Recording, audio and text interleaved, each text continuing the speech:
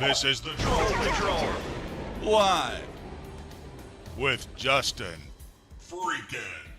Welcome to the Troll Patrol live. It's a freaking Monday. We are a couple of days away from the second Republican presidential primary debate. Wednesday night, the Fox Business, Fox News, Univision, Rumble presented GOP primary debate. We're going to be covering it live. 9 p.m. Eastern on Wednesday night. Tones, good evening. Got a little bit of a debate preview tonight. DeSantis stumbling into the second debate. Hey Tones, I've got some Texas news for you. Apparently, there's some Nazis down there handing out some flyers, papering neighborhoods with some racist material.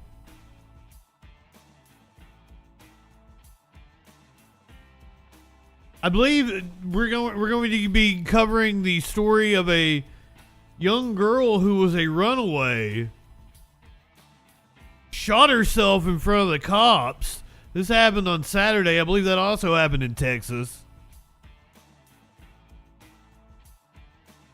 Texas trying to give Florida a run for its money. Unfortunately, I'm going to have to give you an update on last night's story.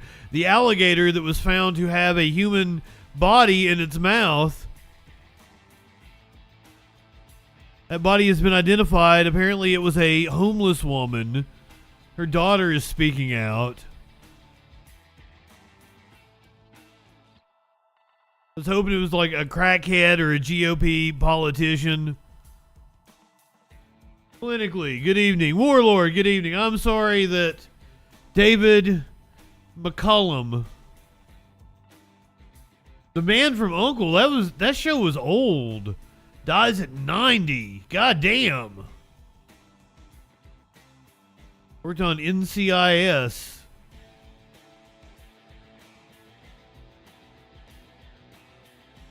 Oh, we're gonna be doing some cop stories tonight. You bring up Dallas cops. I believe this happened in Dallas. Maybe it was Houston. A Texas state trooper actually shot their neighbor through the door after they came to the wrong apartment.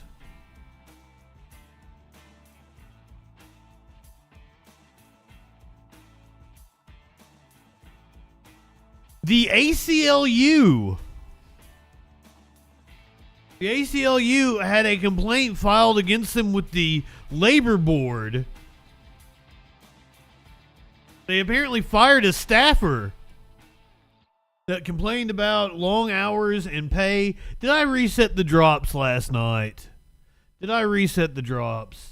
Yes, I did. Good. Being homeless in Florida is like living on Survivor Island. Yes, everything is trying to kill you.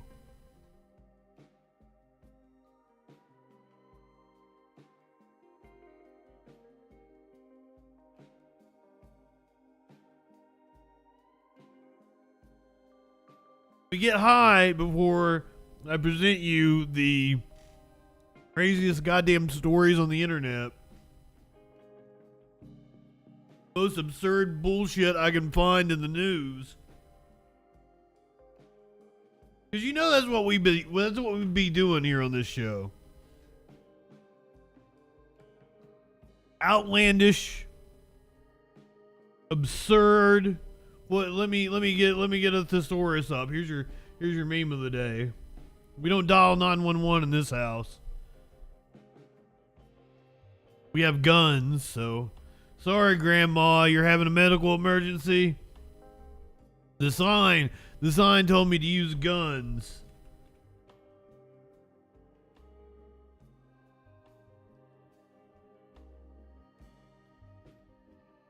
We're gonna get to synonyms for outlandish, eccentric, extravagant, preposterous. The preposterity of the news. Fucking shit. Far out, grotesque, outrageous, peculiar. Preposterous is a good synonym. Bizarre, strange. For what we do here on the Troll Patrol every night.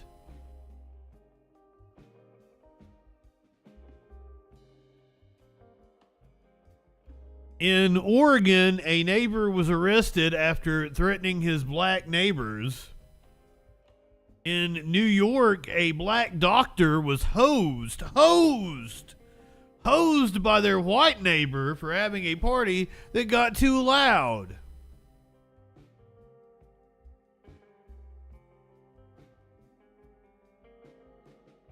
A Holocaust denier is wanting to help run Minnesota schools. You can't write this. You cannot write this bullshit. Speaking of writing, the Writers Guild has reached a tentative agreement with the studios. Meanwhile, there is no end in sight for the UAW strike. Looks like it will be ramping up even further. Senator Bob Menendez vowing to fight the corruption charges that have been leveled against him. Perhaps he'll use some of the money that he has stashed away in envelopes to pay for his legal defense. The whistleblower in the Ken Paxton trial says that he will continue to fight Paxton's corruption. Speaking of corruption, a GOP donor is apparently upset after a campaign that he was backing hired Corey Lewandowski to work on the campaign. Fantastic video of Matt Gaetz getting into a fight with Maria Bartiromo. Nobody to root for in that one except, root against both of them. And apparently, if you are looking to break up with your significant other, play them some Taylor Swift. Play them some Beyonce. Take them to see the Barbie movie.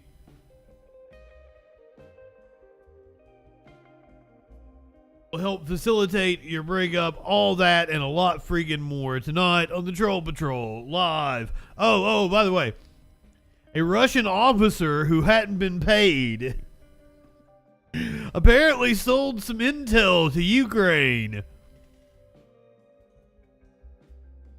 and it apparently paid off. All that and a lot freaking more tonight on the Troll Patrol live. Good evening, Richard. I still haven't seen the Barbie movie. Obtuse could work.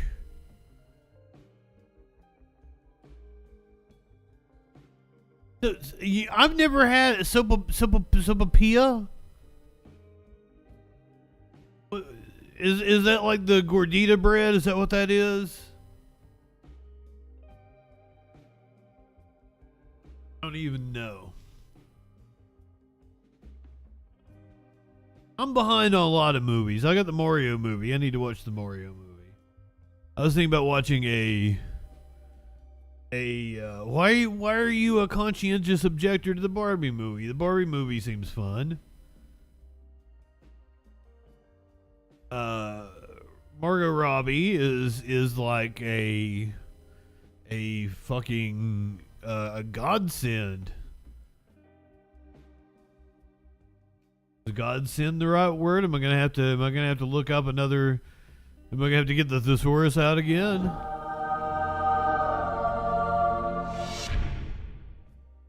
Oh, speaking of double time, we're going to watch it on double time. There was an LAPD chase of a golf cart. We're gonna watch the LAPD chase of a golf cart.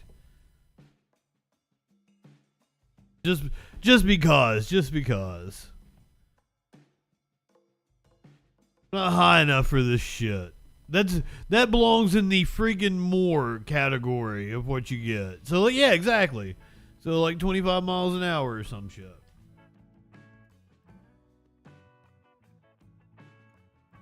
Some of those might only be able to hit like 12 miles an hour. You don't know. I don't know. Maybe.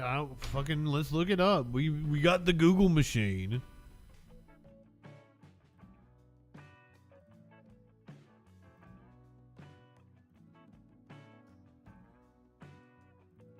Ah, my cursor wasn't even in there.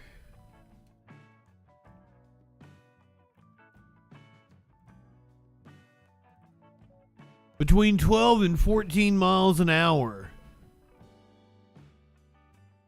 80 tones. You're talking about like some, what do they call it? Like a bear cat or something.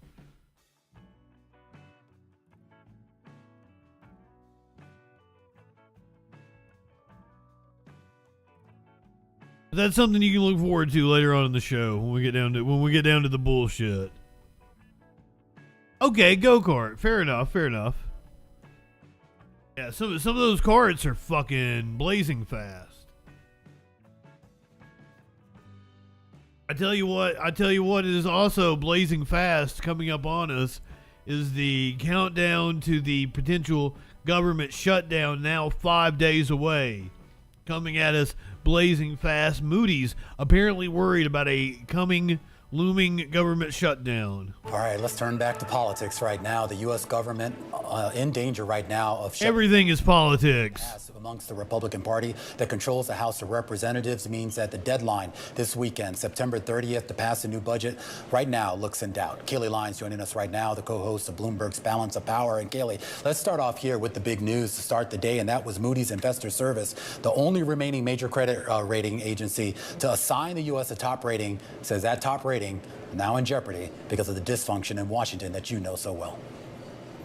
Yeah, Romaine, this all feels very familiar. Moody's not downgrading the U.S. yet, but essentially sending a warning shot across the bow about political dysfunction. To quote exactly from the statement, they say that a shutdown would underscore the weakness of U.S. institutional governance and strength. The statement goes on to say it would demonstrate the significant intensifying political polarization continues to put on U.S. fiscal policy making. And the reason this might sound so familiar is it was just back in August when Fitch downgraded the U.S. credit rating because of governance issues and political dysfunction. It is about the discord we see in trying to get spending policy or debt limit policy, as the case has been in the past, done here in Washington. And high enough for this shit. Ratings agency saying that could affect. Are we going to be broadcasting live on Saturday night as they're debating on the House floor, trying to pass a bill? Or are they not even going to work? They're gonna fucking go home on Friday, aren't they? Well, we couldn't pass a bill. We're not going to try to get anything done. Sky Comet, good evening.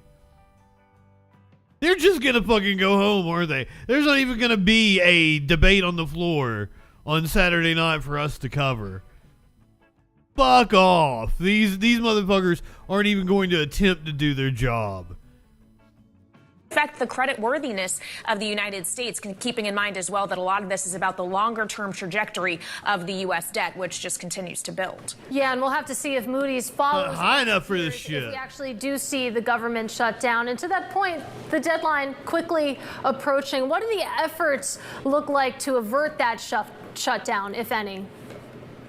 Well, they're definitely trying, Katie. Granted, they're not trying from here in Washington. The members aren't actually here given the Yom Kippur holiday. They will return tomorrow, at which time they're only going to have a few days to try to avert a shutdown by that September 30th deadline. The mechanism of doing so is going to have to be a continuing resolution. They simply don't have time to pass all 12 appropriation bills they would need to. How long that continuing resolution is, though, in the House and whether it can get adequate support in the Republican Party, considering Speaker McCarthy can only afford to lose 4 votes, is an open question. Granted, the Senate also is working on its own CR through the mechanism of the FAA reauthorization bill. That is something Majority Leader Chuck Schumer is going to try to be working on this week. Either way, though, you're going to need to find some bipartisanship somewhere, and that's a little bit hard to find, at least in the House of Representatives at this time. And just real quickly, Kaylee, when we talk about the folks who are maybe holding this up, the idea that there's a certain faction of the Republican Party that doesn't want to see these CRs, is there anything on the table that I guess could potentially lead to compromise? Anything that McCarthy can offer those folks?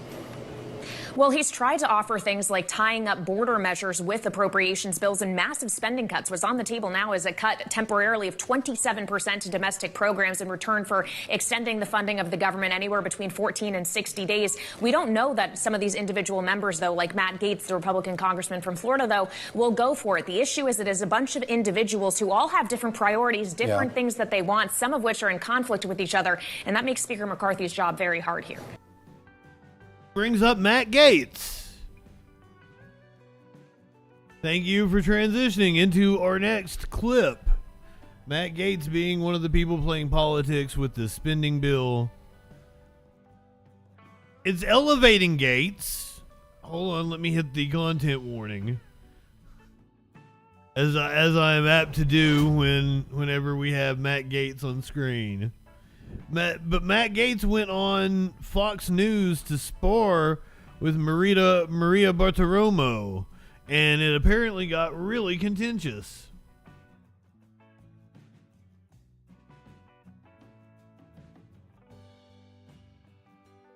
So, I mean, let them fight. I'm all about the Republican Party fighting amongst themselves.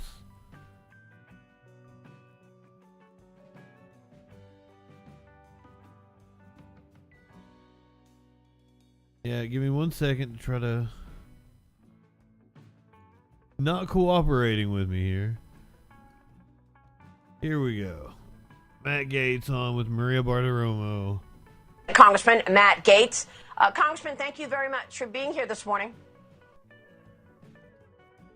I'm glad I get to respond to your monologue, because if you're saying that I'm standing in the way of all the Republican wins, I'd love you to enumerate them. Watching my friend and mentor Jim Jordan, it was quite painful, because he started by saying he would be your mentor, the border. But then as the interview went on, he said, well, we should pick a second fight, Jack Smith. And by the time the interview rounded out, he was saying that we shouldn't be funding Ukraine without a plan. And yet the very continuing resolution that you and Jim Jordan seem to be for continues to have $300 million more for Ukraine. So I think we ought to fight on all fronts. I think the border is very important. And the best way for us to advance the Republican border policies is to pass the Department of Homeland Security Appropriations Bill, do that along with veterans, defense, ag, state and foreign ops. We'll have 73% of the discretionary budget funded. And if, you know, the Department of Labor and Education have to shut down for a few days as we get their appropriations in line, that's certainly not something that is optimal, but I think it's better than continuing on the current path we are to America's financial ruin. Congressman, I understand, and that is why you are on this program this morning, because I want to give you a fair shot, and I want to get you heard. So tell me why you are threatening Speaker McCarthy. Get you heard. Shut down this government at a time that the Republicans have finally gotten some upper hands here in terms of wins, able to investigate President Biden on what looks like bribery. Yeah, we don't put our pencils down in the investigation of President Biden during a shutdown, so the premise is false. Second, if Kevin McCarthy was actually serious about pursuing the Bidens, he would have sent Hunter Biden a subpoena by now. That's how you know this is sort of failure theater that you're observing. Failure theater. The first year of Democrat control of the Congress, they brought in Donald Trump Jr. 3 times over nothing. Over a nothing burger. And so we seem to be fundamentally unserious in our oversight. But what is serious is the fact that we are spending more than $7 trillion a year, bringing in around $5 trillion a year. And I want to fund the government. I'm not pro-shutdown, but the way to fund the government is not the same way we've been doing it since the mid-90s, where it's one up or down vote on the entire government all at once. We should have separate single subject spending bills. All right, so that's the first part. We've got a second part here.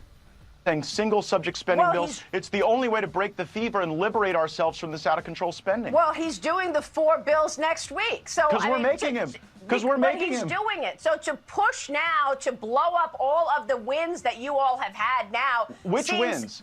Please enumerate them. Well, okay. Well, how about the fact that he has set up a weaponization committee to investigate the DOJ, whether they're involved in a cover-up? That's how about the fact that he has... Hold on. Wait how a about second. the fact that he... Hold on. How about the fact that he has set up the China Select Committee to keep China to account? And, of course, he has launched this inquiry into impeachment, potentially, for President Biden. Is that not what you want?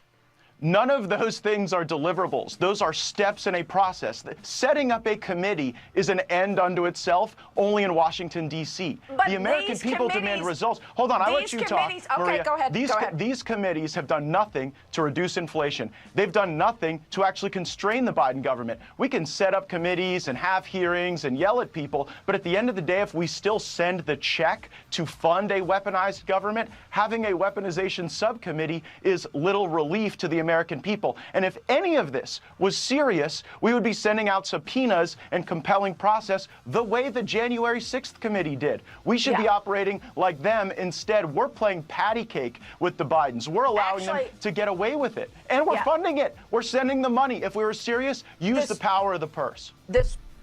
Oh, patty cake, beggars, man. Holy shit. We live in absurd times. It's outlandish. It is outlandish that Trump and Biden are tied in the polls right now. How is that possible? Sky Comet, hello. DJ Dub, hello. Yes, fucking Kick Chat sucks sometimes, apparently. Outlandish that Trump and Biden are tied right now. I want to turn now to the 2024 presidential race. We've got the results from the newest national NBC News poll this morning, and they're pretty revealing for both parties. We've got national political correspondent Steve Kornacki with us. Steve, good morning to you. I see you over there at the big board.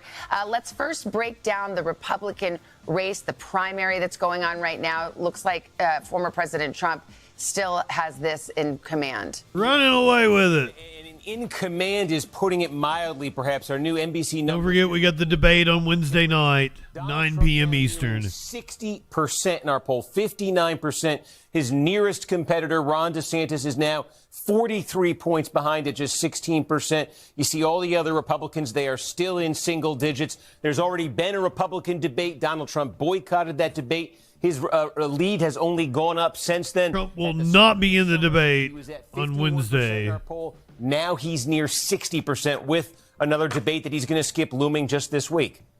And I'm just doing math here. I mean, if you add up all of those Republican math, you say, still beats them. So it is a commanding lead right now. Let's talk about President Biden and potential matchups that he might face and how he fares. Yes, I mean, if this is the direction that Republicans are going and they do end up nominating Donald Trump and we have a rematch of 2020, we polled, how might that look in 2024? Here's Trump versus Biden. We found a dead heat. Biden 46, Trump 46. Worth remembering the popular vote back in the 2020 election. Joe Biden won that by 4.5 points over Donald Trump. So our poll, at least, is showing perhaps a closer race than they had in 2020. Also notably, we tested some other candidates against Biden. Here's Ron DeSantis, who's essentially been pitching himself to Republican voters as a more electable version of Donald Trump. Well, he actually fares a point worse against Biden than Donald Trump does. And we tested Nikki Haley, the former UN ambassador. She's actually running 5 points ahead of Joe Biden. Interesting note here,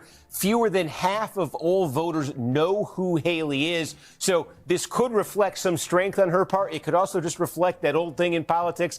If she's seen as the generic Republican alternative to Biden, that could speak to Biden's weaknesses that she's doing so well against him. Well, speaking of weaknesses, the poll reveals the key witnesses of the front runner. In Biden's case, it's age. In Trump's case, it's indictments. How does that shake out? There is no world where the Democrat does not win the popular vote. Major or moderate concern. And obviously, Donald Trump, multiple indictments, allegations, criminal charges here has gotten a ton of attention. And yes, clear majority there, 62% of all voters say that's a major or moderate concern to them.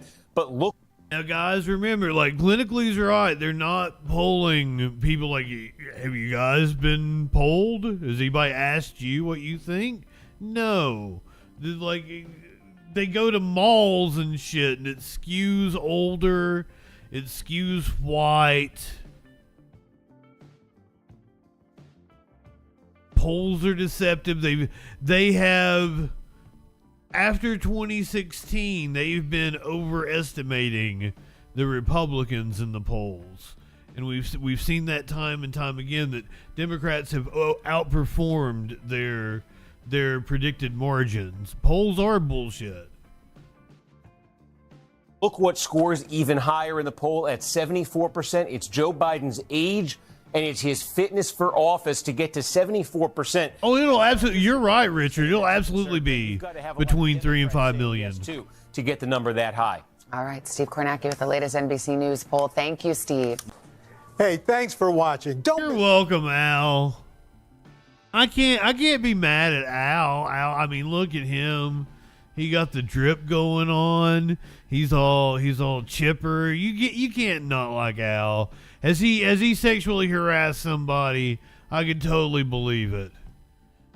I don't know of anything that Al's done that's been bad. But you would like, it wouldn't surprise me. Nothing surprises me anymore. Dems have been outperforming. I think with Trump on the ballot, it motivates Democrats. And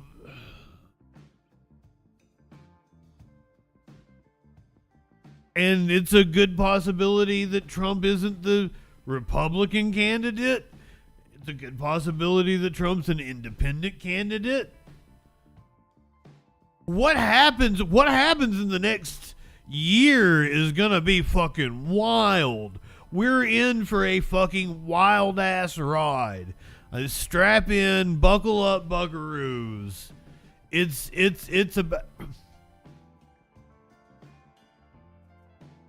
I don't understand. My prediction has always been that he was going to be too encumbered with legal entanglements to actually run for president. But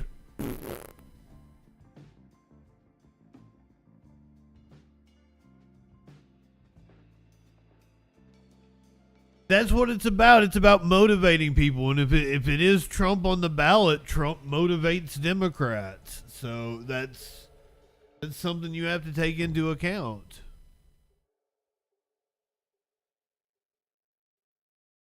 Biden has the advantage of incumbency. Trump is extremely unpopular with most of the country, 60% of the country.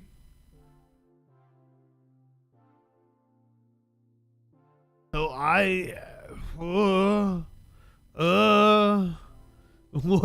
it's gonna be a wild ride. I don't think DeSantis has any opportunity. That polling was showing him at what, 17%?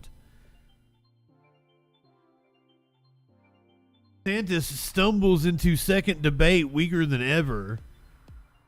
This is the Sarasota Herald Tribune. The campaign reboots haven't worked. Governor Ron DeSantis continues to drop in the polls. Now the second GOP presidential primary debate is approaching on Wednesday, and a big question is whether it even matters. Is there anything DeSantis can do at this point to change the dynamic in a race where former President Donald Trump's lead grows more daunting with each new poll? Many Republicans thought DeSantis did well in the first debate. A poll of GOP debate watchers showed DeSantis was viewed as one of the winners. It didn't matter. Trump has continued to expand his lead. A Quinnipiac University survey released on September 13th had Trump up by 50 percentage points nationally, an incredible margin. Well, it was 53 in the Kornacki poll we just saw. The red lights are flashing. The wagons are circled. There's trouble in River City, said Quinnipiac polling analyst Tim Malloy. Quinnipiac showed a much closer race in February, with DeSantis at 36% support and Trump at 42%. The pollster's latest survey shows just 12% of GOP voters back DeSantis. To put it bluntly, he's dropping like a rock. Meatball lacks the sauce. He does eat pudding with his fingers, the weirdo. DeSantis has struggled since formally entering the presidential race in May. During a glitch-filled announcement on X, the platform formerly known as Twitter, he has fired campaign staff amid concerns about overspending and switched campaign managers. I even called it going into the last debate, like firing your campaign manager is the sign of somebody who's going to pack up shop in just a couple of weeks. With this campaign in turmoil, there was intense pressure on DeSantis to deliver a strong performance. During the first GOP presidential debate last month, the governor didn't generate much buzz during the event in Milwaukee. I thought he finished like third or fourth. The governor, avoiding mixing it up with the other candidates, but a survey released after the event by the Washington Post, 538, and Ipsos found that a plurality of GOP voters thought that DeSantis won. Regardless, DeSantis' poll numbers haven't improved, and multiple recent surveys show Trump strengthening his position in the race. Emerson College released a national poll on Wednesday that had Trump beating DeSantis by 47 percentage points, the largest margin in more than a year of Emerson polling the race. Oh my God, Libertad, good evening. Trump signed some titties.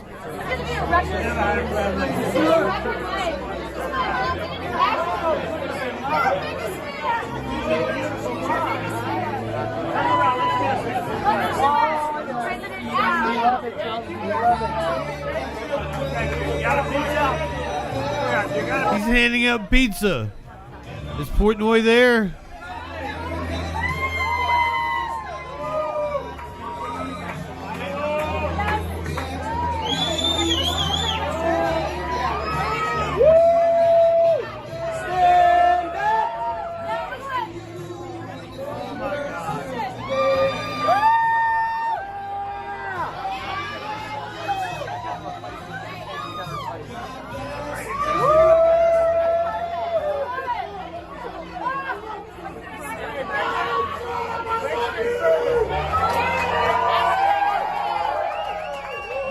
You live in sexual anarchy. I have to get that tattoo.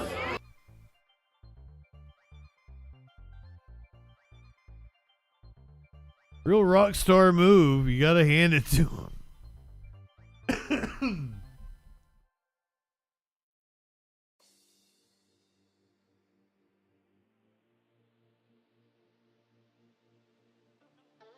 Trump out here signing titties. And DeSantis is going to debate the governor of California for some reason. Just announced the debate stage is set for California and Florida's governors to face off. Fox News confirming the two will meet later this year. Thanks for joining us at noon. I'm Lisa Gonzalez. That debate will take place November 30th in Georgia. The exact location in Georgia has yet to be determined for that 90-minute debate. It will be moderated by Fox News Channel Sean Hannity and air on his namesake show. So, what prompted this to happen? Well, the two governors have been at odds over a number of issues, including guns, abortion, education, and immigration. Newsom has also said he planned to launch an investigation into planes of migrants flown to California, which were orchestrated by DeSantis' administration. Back in June, Hannity was interviewing Newsom, and he asked if Newsom would be willing to debate DeSantis. And Newsom said, "I'm all in." Hannity framed it as a policy-based debate between the leader of a red state and... Why? It doesn't make any sense. Last week, Newsom sent DeSantis a formal debate offer, and DeSantis accepted. That letter laid out the terms of the debate, 90 minutes in length, moderated again by Sean Hannity. Both governors would refrain from using notes, and Newsom offered Nevada... He does! ...as potential locations. And then today, things were officially launched. He should walk out on stage to Huey Lewis and the News. Moderated by Hannity. Moderated by Hannity.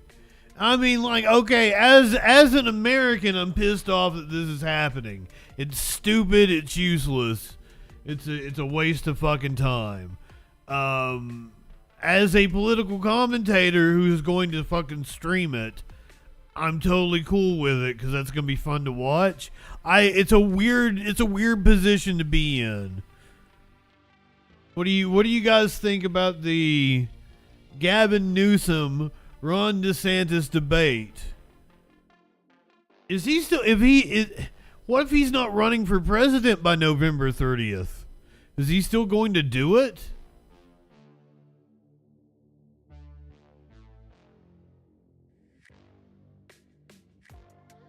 That's insane.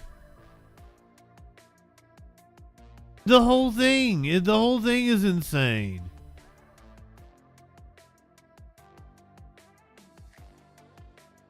Corey Lewandowski, who, if I remember correctly, sexually assaulted somebody. I think we watched a video of like him and his wife get slammed on the concrete one time. Corey Lewandowski, his hiring sets off a firestorm as major GOP donor demands his money back. This ugly motherfucker. The hiring of former Donald Trump campaign manager Corey Lewandowski by a Republican seeking the Louisiana gubernatorial nomination has set off a firestorm that has a major donor not only demanding his money back, but also urging voters to not vote for the candidate. According to a report from Politico, aspiring GOP candidate Jeff Landry,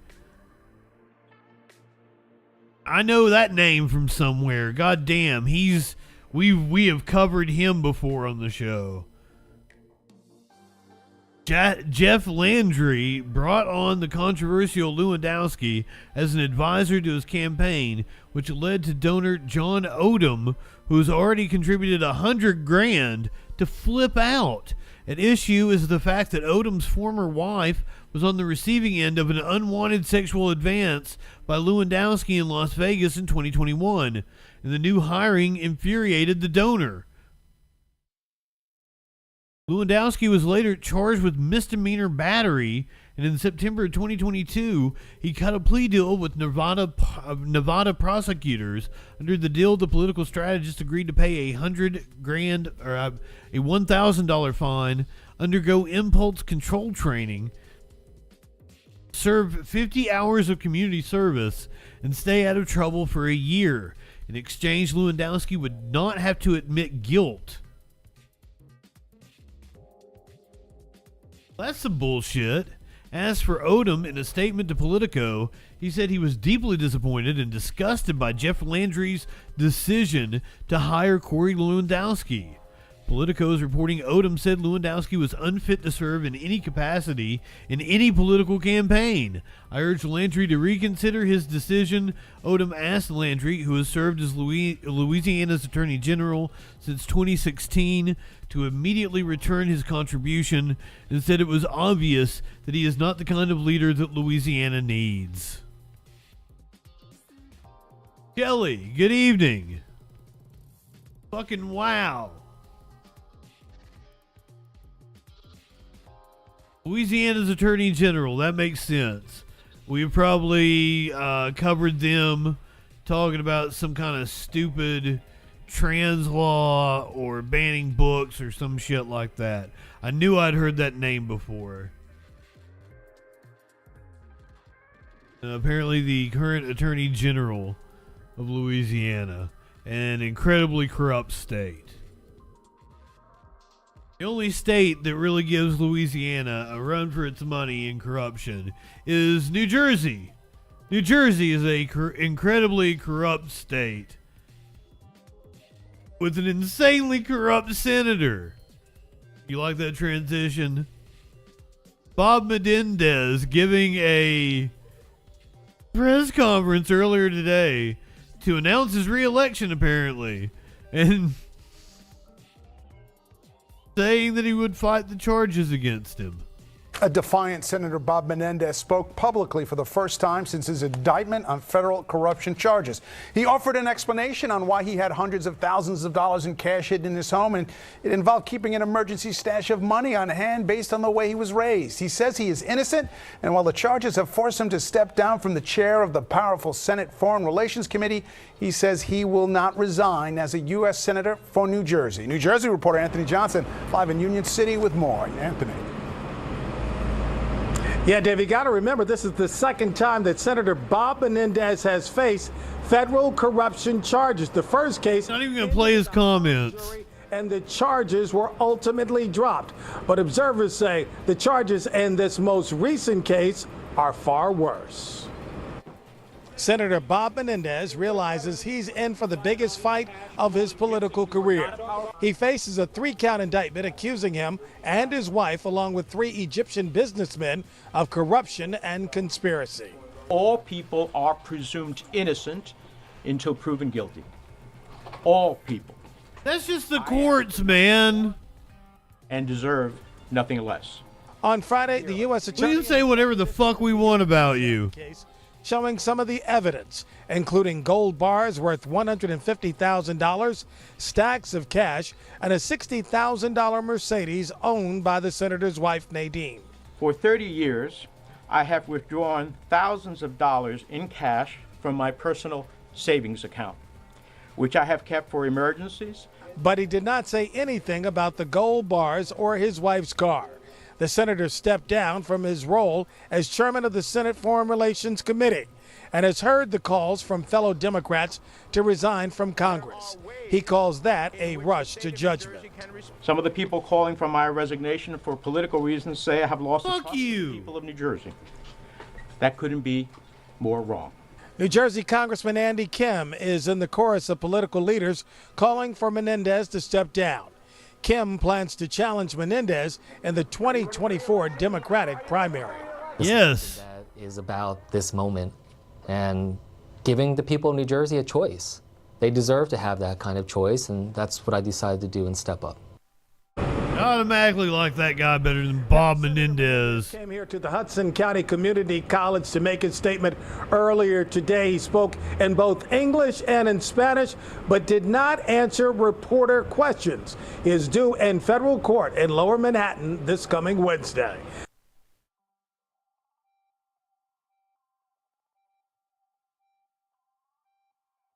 Fuck Bob Menendez. You should resign, motherfucker. I just cannot believe the government we have in this country. This is the government, you get the government you deserve, though, right? Like, this is, of course, what happens in this goddamn corrupt country. Remember Ken Paxton, the Attorney General of Texas, who recently got off in his impeachment trial? The whistleblowers in his impeachment trial, they say they are ready to continue the legal fight in court to try to take this corrupt motherfucker down. Just hours ago in a press conference, the whistleblowers shared the latest in their push for what they call justice. Investigative reporter Tanya Iser listened in. Tanya, bring us up to speed on what you heard this afternoon. Well, this is the first time we're hearing from the whistleblowers since the trial, and they came out swinging, saying the fight isn't over, and they vowed to hold Attorney General Ken Paxton accountable for what they said was illegal and unethical conduct on behalf of his friend and campaign donor Nate Paul. And they also accused a high-ranking official in the Attorney General's office of being those damn Paul brothers. Testified that it was the whistleblowers who first sought to settle. They said they've sent a letter to all 31 members of the Texas Senate and Lieutenant Governor Dan Patrick, along with an affidavit and evidence they say will refute that testimony. And they praised House impeachment managers for what they say in presenting ample evidence of Ken Paxton's unfitness for office. The two who spoke at the press conference, Blake Brickman and Mark Penley, said it was the 31 grand jury subpoenas issued against Nate Paul's business and law enforcement opponents that caused them to go to the FBI. And let's take a listen to some of what Mark Penley had to say. This had nothing to do with politics by any of us. What this had to do with was we saw his illegal and unethical behavior. We had a duty, we had a responsibility to report it to law enforcement. He would not listen to us. The whistleblowers also criticized Lieutenant Governor Dan Patrick for what they said were key decisions that kept evidence and testimony out of the trial. It still remains to be seen if the legislature will approve the $3.3 million settlement, but they acknowledge that's unlikely at this point. They said they filed a motion today with the Texas Supreme Court seeking to lift the stay in their case and have it sent back to the Travis County District Court. They want to put Ken Paxton, Nate Paul, and others on the stand to testify. For his part, Ken Paxton has denied the allegations against him and claimed he's the victim of a witch hunt. Back to you. All right, thank you, Tanya. And if you didn't join us last Sunday night, he claimed that it was orchestrated by the Biden administration. It was a witch hunt that was done by Biden, the Republican supermajority in the Texas State House. They were being orchestrated by the Biden administration on this whole witch hunt. It's absurd. Everything about this goddamn country is absurd.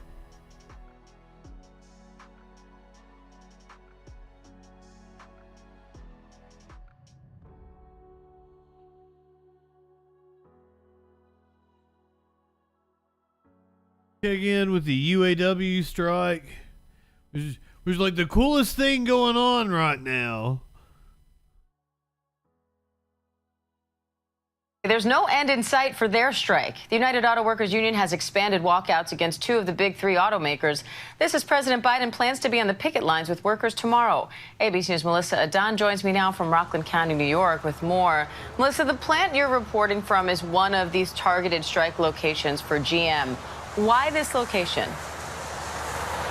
Hey there, Diane. So it's really interesting when we're starting to see how these targeted strikes are working out for them. This particular plant, really critical because it's actually a supplier of parts. So what does that mean? That means that we're going to start seeing a lot of trickle-down effects. But particularly when you think about the parts industries, when it goes into the automaking business, that is where they make their money. They're talking about 40% of their profits in this industry comes from these key plant suppliers and dealerships, because they essentially will get those parts out to them.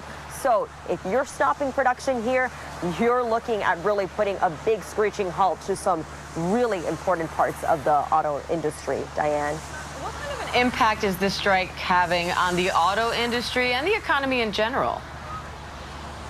Right, exactly. Right now, if you're out shopping for a car, maybe you'll start to see some of those impacts. But the worst right now, just because we're 10 days in, let's say something happens to your car and you want to go get something repaired. Well, what happens when you get to maybe your dealership or even your auto repair shop and they don't have that part? Yeah, that might be because it's being held up at one of these plants and those workers are on strike. So that's a really critical, good example of something that could be happening really within the next week. And then we kind of hold on tight as to what we see, right, Diane? Blame the companies. If we have all of these people, their families not making their income, that's going to have a large just impact overall to our economy. Diane? So what are you seeing there today, Melissa? Right, so here we have a dozen picketers. I'm going to tell you, it is raining and the conditions have been a little bit blustery, and yet I still see them in and out. Right now, a little fewer that we saw. Seriously, she's there with the workers. Since we've been here, the cars have been honking. Spewing some bullshit. Kind of waving in the Yes, because the people support the workers. By to chat with them, bring them some coffee and snacks. So definitely staying strong despite the weather out here in Rockland County. Diane? I mean, what she's saying is not untrue, right? I had to put it in context. You blame the company for that part not being available. It's the company's fault they don't want to pay the workers. The workers want to work. It's the companies withholding the fruits of their labor. It's apparently not going to be an issue much longer for the Writers Guild. They have reached a tentative deal with the studios. We could be seeing movement in productions in Hollywood in the next few weeks. For nearly 5 months on the picket line, the Writers Guild says a tentative deal has now been reached to end the Hollywood strike. Now, we don't know all the details just yet, but there are some signs there may be reason for the writers to celebrate. Elise Preston is in Los Angeles with more on this morning. Elise, what more do we know about how this happened and what this means? Well, Chanel, good morning to you. This has been a long time coming, 146 days to be exact, for the union's 11,000 members. Now, while it still could be weeks until they get back to work, working conditions and demands like higher pay and residuals could be significantly improved. Striking members of the Writers Guild of America were out in force over the weekend, even as marathon negotiations, which at times included the top brass of 4 major studios, indicated their work stoppage might soon be over. Hopeful. Fingers, toes, eyes, like everything crossed for a resolution. And late Sunday, it came.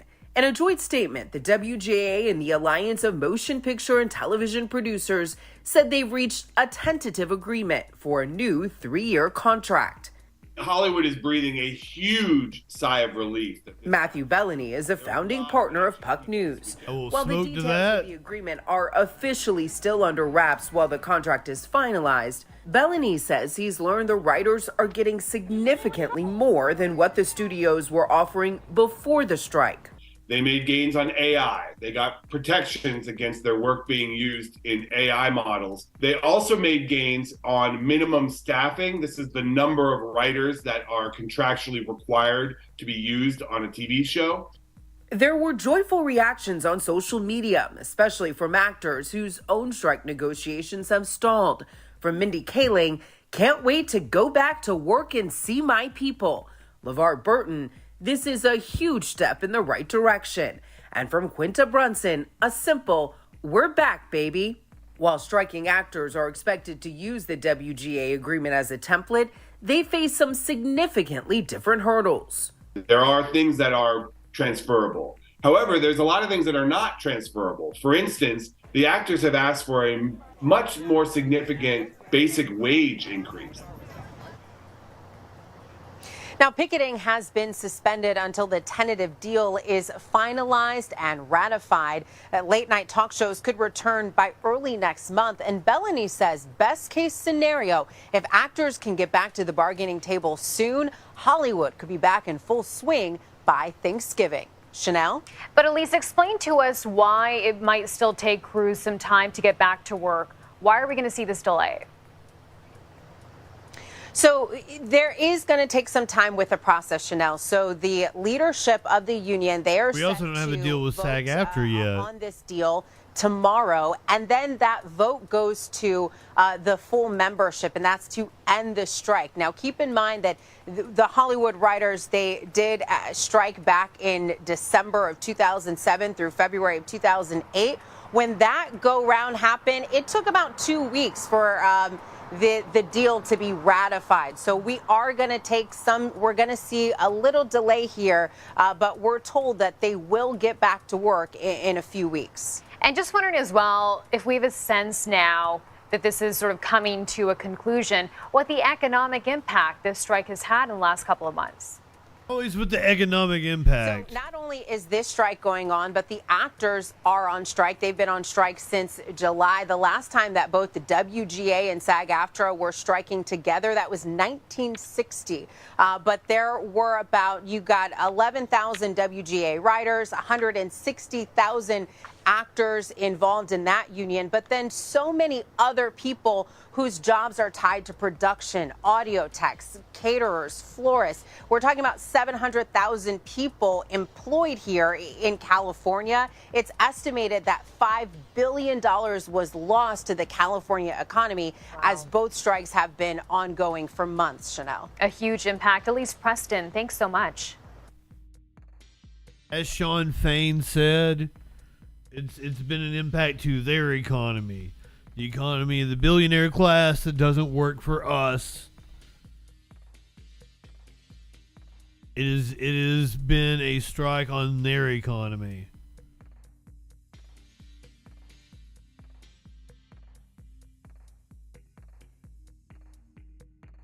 Here's a wild one. The Labor Board is claiming that the ACLU fired an employee for complaining about pay and hours. So we have a Labor Board complaint. The American Civil Liberties Union has been accused of firing an employee in order to discourage other staff from speaking up about working conditions. This is very disappointing about the ACLU. I love them as an organization, and right-wingers love to attack them, but I will show them, like, the ACLU has defended Nazis where Nazis' rights were being infringed. They will always take the case and stand for your civil liberties, no matter what political persuasion you are. They fought against a lot of Nazis as well. This is an embarrassing incident for the nation's foremost nonprofit freedom advocacy group. The National Labor Relations Board accused the ACLU of firing a staff member for engaging in collective action about working conditions in an effort to hinder other employees from doing so, in which, hell yeah, the NLRB under Biden has been amazing compared with like any other administration in my lifetime. This is a complaint to the NLRB judge first obtained by Bloomberg. Specifically, the fired employee had allegedly been concertedly complaining about wages, hours, and working conditions from 2020 through May of 2022.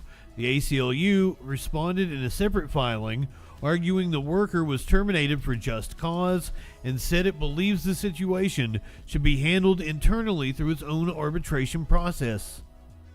It was also claimed that the NLRB's attorney, Jennifer Abruzzo, doesn't have the authority to issue complaints against it in the first place, arguing that President Joe Biden fired her predecessor, who'd been appointed by former President Donald Trump, according to Bloomberg.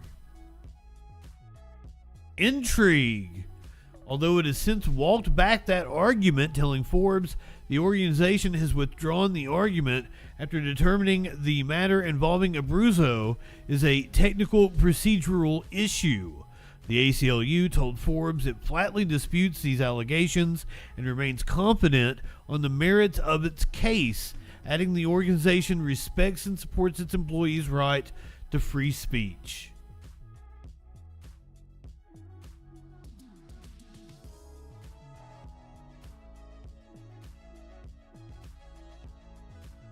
We'll see how it plays out. But good on the NLRB for standing up for workers. Rights to organize.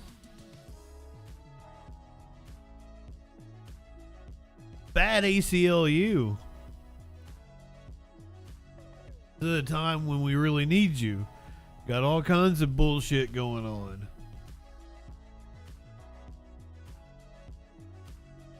Minnesota. Can't believe I'm reading this. A Holocaust denier wants to help run Minnesota schools. He's going to be doing Jews a favor.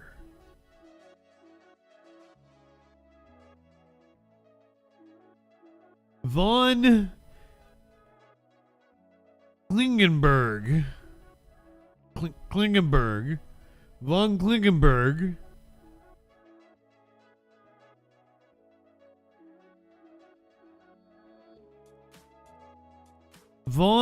Klingenberg who's a candidate for Roseville Area Schools Board, has made several comments discussing his beliefs that the Nazis did not want the Holocaust and that they were actually trying to save the Jewish people. In a July appearance on VT Radio's uncensored alternative foreign policy talk podcast. Do we have this?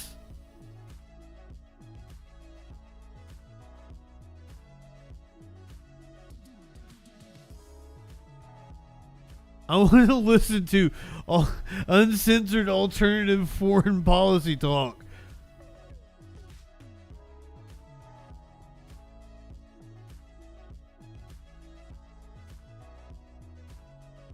Johnny Punish in July.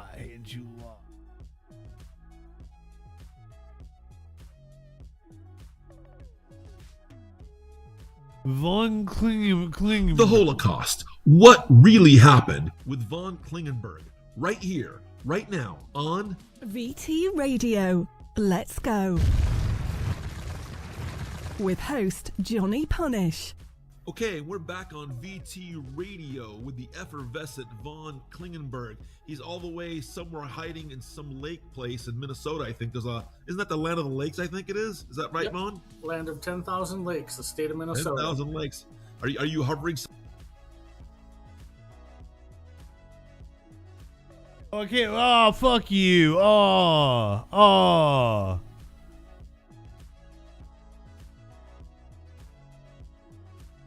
We described the Holocaust as being orchestrated by big Zionist Jews, god damn it, to persecute little Jews and claim that the Jewish religion is an ideology based on victimization. The Holocaust has been recognized as the genocide of European Jews by Nazi Germany and described by the National World War II Museum as the deliberate, organized, state-sponsored persecution and machine-like murder of approximately 6 million European Jews and at least 5 million Soviet prisoners of war. Romney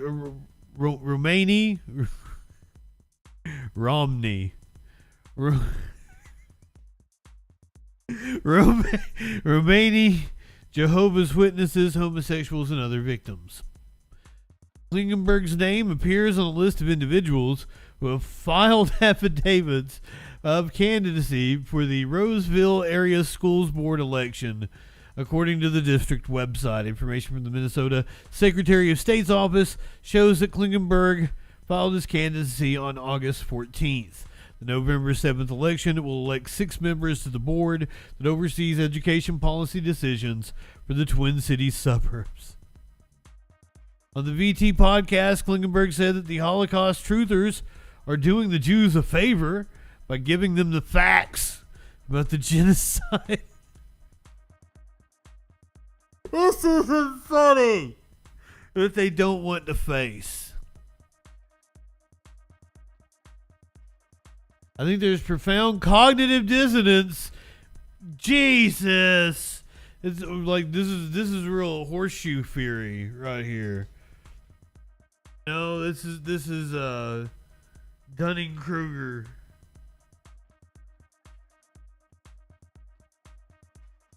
I think there's profound cognitive dissonance in the Jewish community, he said, adding that Jews systematically, in particular, don't want to know history if it contradicts their orthodox framework for the Holocaust. By orthodox framework, he means like, the facts, history, what actually happened.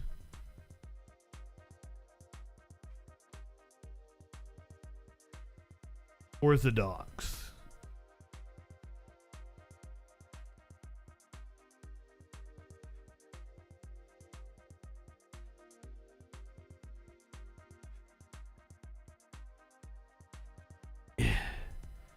Meanwhile, in Texas, racist and anti-Semitic flyers were placed around the area of Prosper and Allen, according to police. Just so sad. Have you checked the police? Walking out in my steps yesterday and seeing that. Flyers printed with racist and anti-Semitic messaging were left around the Lakes of La Cima neighborhood in Prosper over the weekend.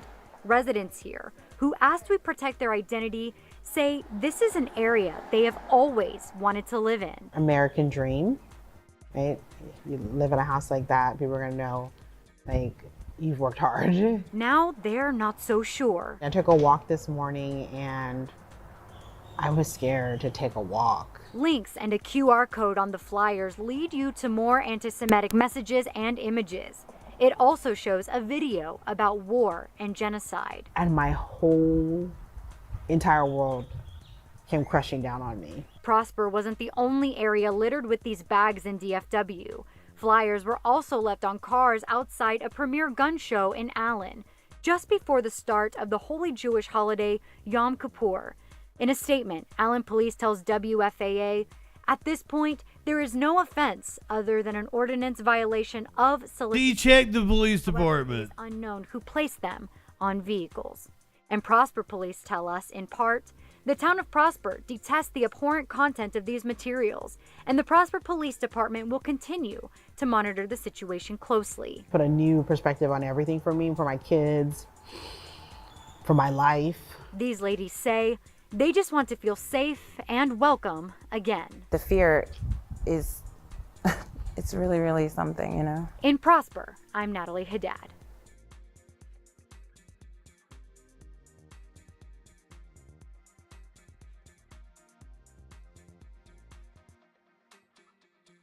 What a wild time. History really does repeat itself, too.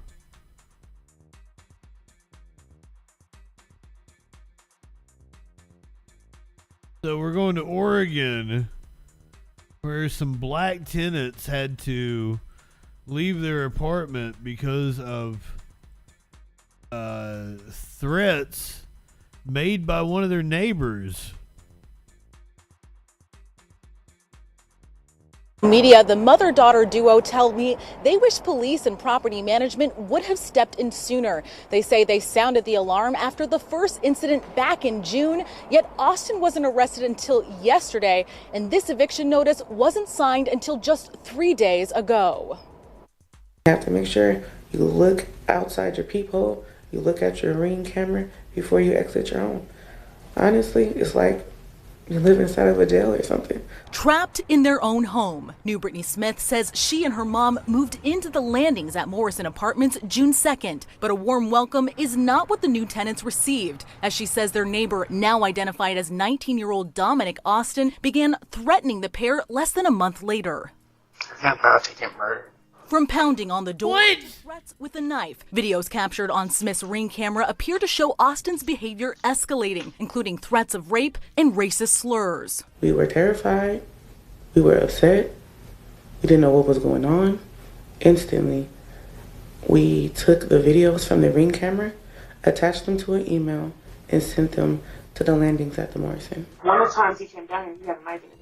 While Smith says she notified police and property management June 30th, the day after the first incident, and continued to report the threats, she says nothing was done to remove Austin from the complex for months. Part of the rental agreement says good evening. If a tenant should threaten another tenant, the landlord can throw the offender out in 24 hours notice. And documents obtained by Coin6 News show Austin was only officially notified by the property on September 8th, with the eviction notice filed only 3 days ago. Between that and the multiple calls to 911, attorney Greg Kafori says both police and property management failed to protect tenants. The people who run this very large apartment complex didn't give a damn.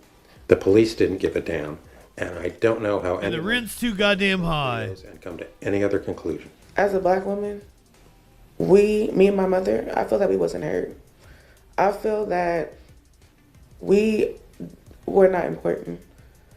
I feel that the Gresham police definitely should have done more. Court records show Austin was arrested yesterday and now faces 1 count of menacing and 10 counts of violating a stalking protective order. His arrest comes as court records show another neighbor in the building filed a temporary protective order against Austin back in August for similar threats that were also reported to police on at least 2 occasions. In that case, investigators say Austin continued to violate the order up until Tuesday, the same day he was served with Smith's protective order, who tells me she reached out to police and property management repeatedly. She feels these attacks could have been prevented. I felt that I was failed by the system, by the landings at the Morrison. You were. I don't feel safe. Probably overcharged. I don't have any feelings because he's in jail today. I don't know what tomorrow's going to be. He could be released at any time. Then what happens next? Now, in response, Gresham police stated in part, "We are aware of the terrible conduct of the suspect in this case, including statements that indicate the motivation for the crime is hate or bias. Although the suspect has been arrested and is currently in custody, the investigation is continuing." As As with all cases where a concern about our response is brought to our attention, we will review the response to identify ways to improve our service. You will investigate yourselves. Find out you did nothing wrong. Lawyers, but have not immediately heard back. As for Austin, he pleaded not guilty to all counts, and his next hearing is scheduled for October 27th, I should say. So, of course, we will continue to follow this. But for now, live in Portland, I'm Joelle Jones, KOIN 6 News. And when you see that shocking video of him harassing them, banging on their door, you wonder why it did take so long. Joelle, thank you. Because cops are inept and apartment buildings don't care about anything other than taking your money.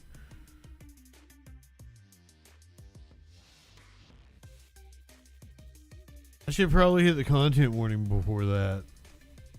That's pretty freaky.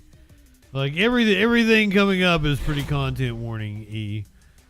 Is that a phrase I can use? Content warning E.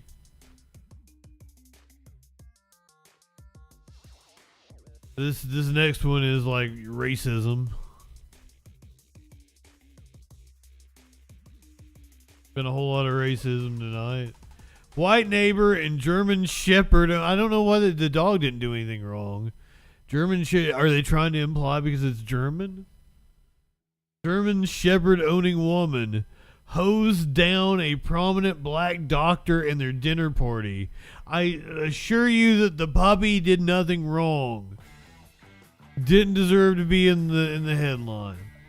Hosed down a prominent black doctor and their dinner party guests in a plush NYC suburb because they were being too loud. Dr. Is it Yves DeRusso threw a birthday party for his sister, which was attended by more than a dozen guests who were mostly black and Latino.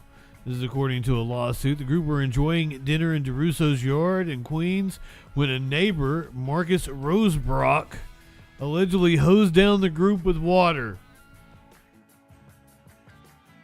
Rosebrock attacked them after a female accomplice also threatened. Are you saying ACAB to the dog clinically? The puppy can do no wrong to me. All puppies go to heaven. Rosebrock attacked them after a female accomplice also threatened them with her German Shepherd during a complaint about the noise. Oh no, not the cop dog.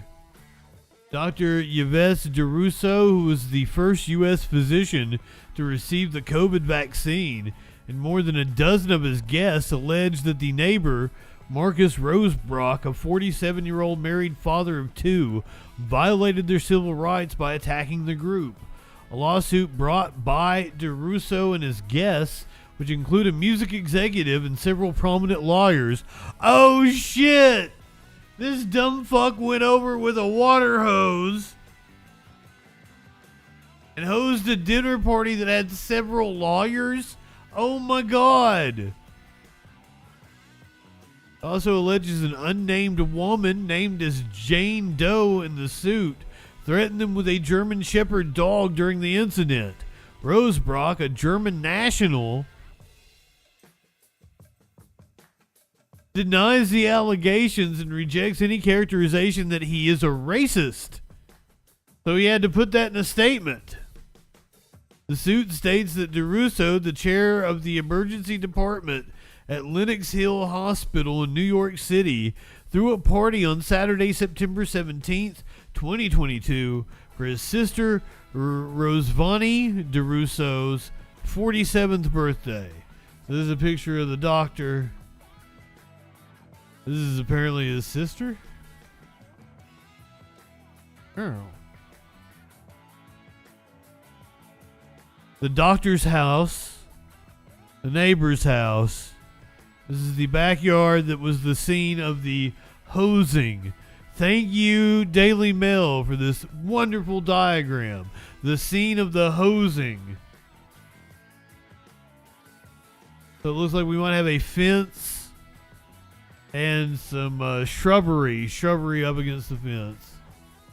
The gathering was held in the yard of his Forest Hill home, included around 15 guests, most of whom were black or Latino.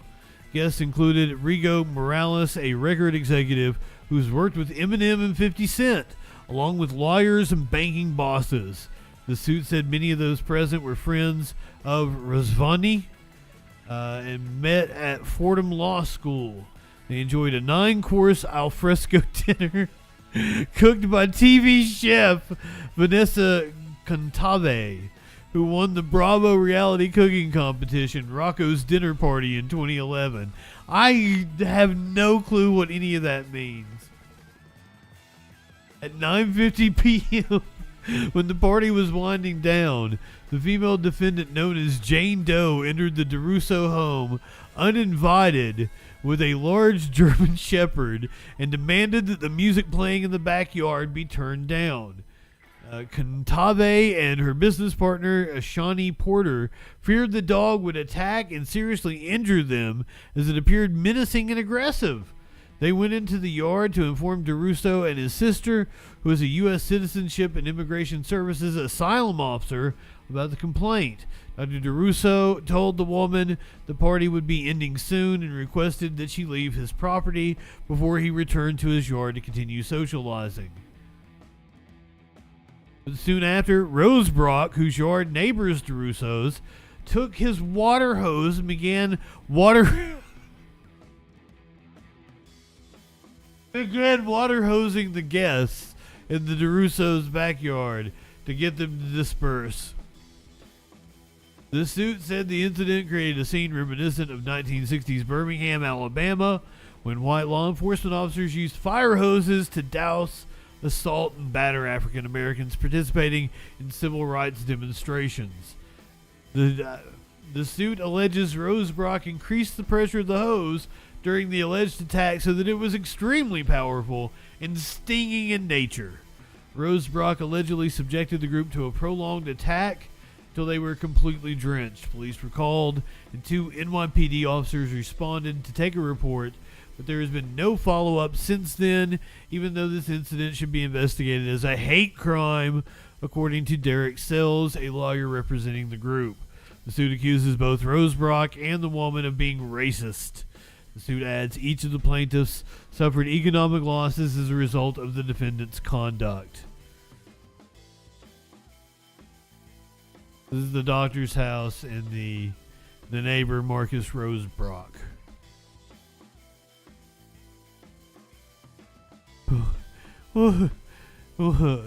Snowflakes indeed. What a story. What?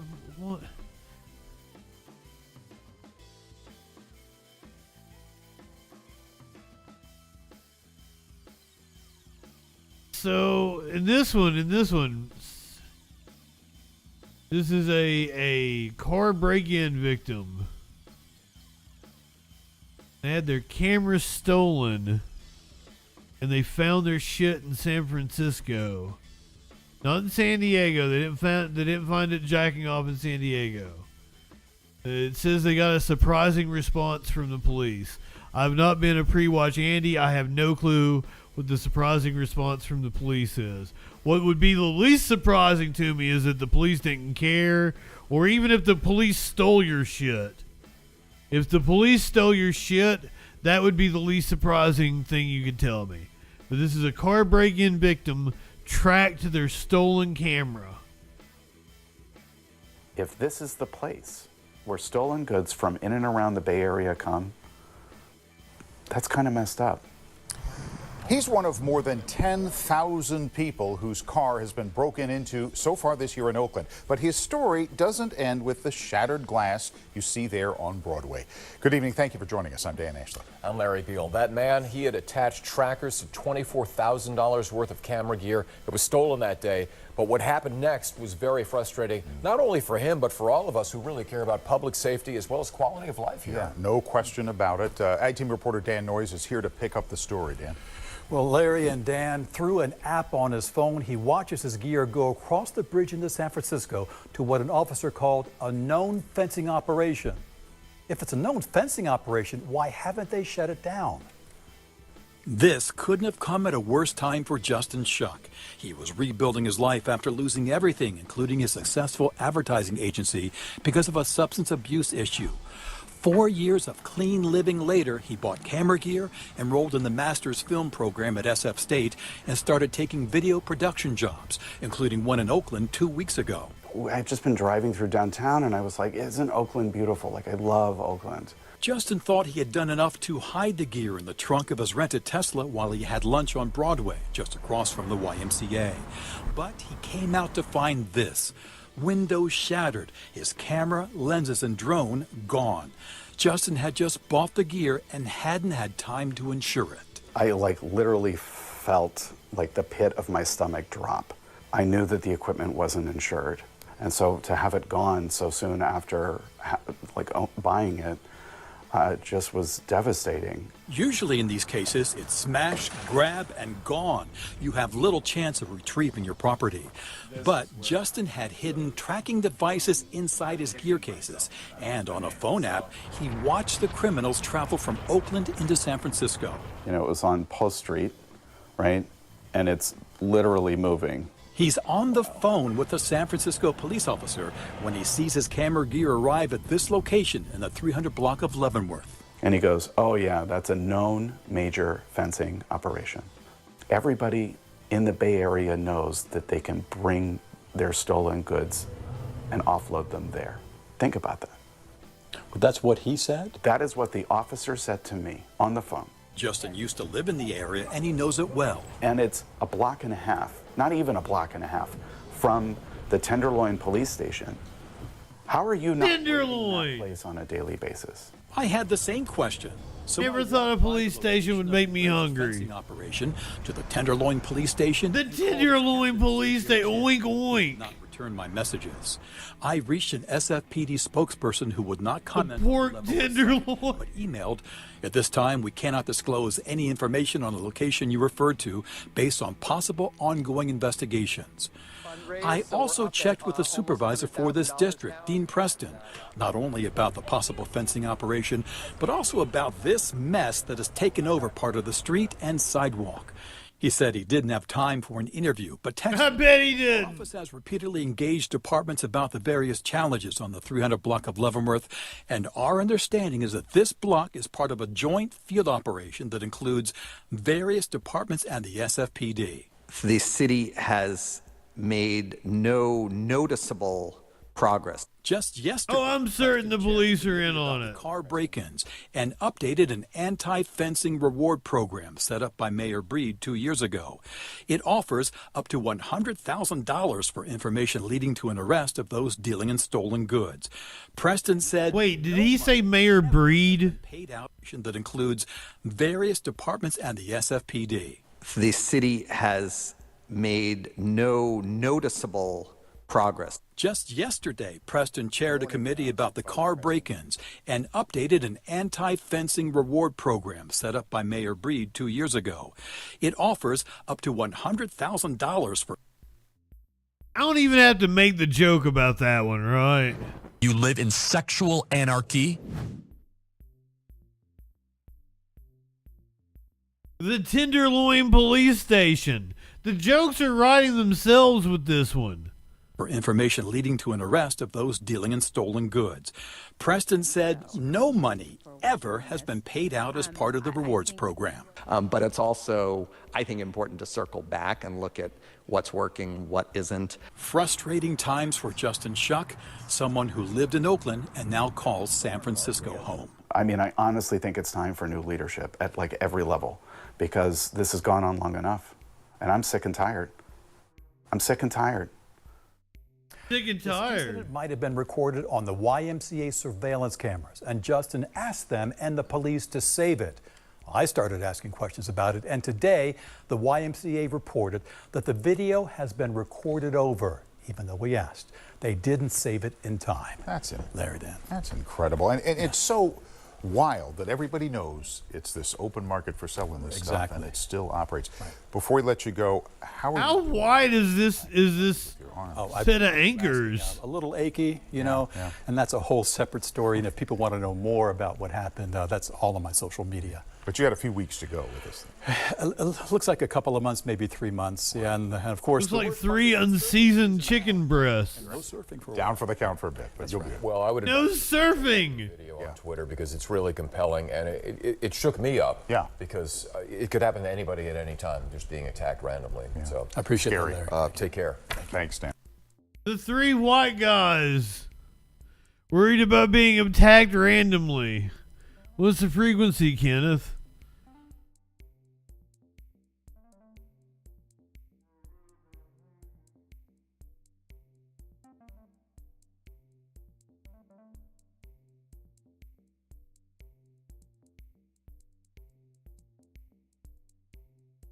Let's get an update of the story that we did last night. We all laughed about it. Unfortunately, it's not all that funny now that I can put a face to the victim. This gator was having lunch. After a graphic alligator attack in Largo, the daughter of the 41-year-old victim is speaking out. This tragic incident happened Friday evening on 134th Avenue North. That's near McKay Creek, where officials found parts of a body in an alligator's mouth. Fox 13 Jennifer Veglas is here tonight. Jennifer, you spoke with the daughter. What do we know about the victim? Yeah, so we know that 23-year-old Breonna Doris now has to plan a funeral for her 41-year-old mother, Sabrina Peckham. Doris tells me her mom was living in a homeless camp in a wooded area nearby, but never expected to hear from Largo police on Friday that her mom died from an alligator attack. Every second of every day in the back of my head, I'm like, oh, she's gonna walk through the door. Like, this is all a nightmare, but it's not. Tonight, Breonna Doris is at a loss for words, still processing how her mom, Sabrina Peckham, was killed just a few days ago here by a 14-foot alligator. Knowing that's how she went, it wasn't painless, it wasn't fast, it wasn't easy, she struggled. Doris says Peckham was living in the woods nearby, but every morning and every evening, her mom would stop by to see her grandkids. When she didn't show up Thursday evening and Friday morning, Doris knew something wasn't right. Hours later, FWC and Largo PD received multiple calls from people spotting the alligator with a human body part. So the gator was playing with her for like half a day, at least? Where tonight, a makeshift memorial with flowers and balloons are posted. Doris says despite Peckham's criminal history of trespassing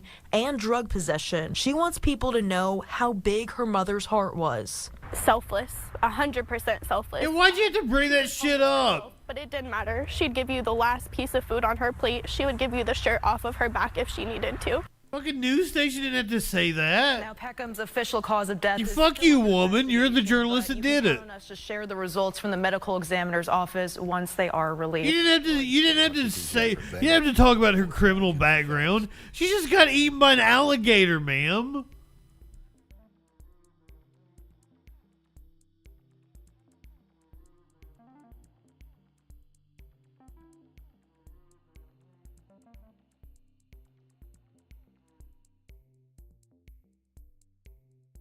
I'm more pissed at, like,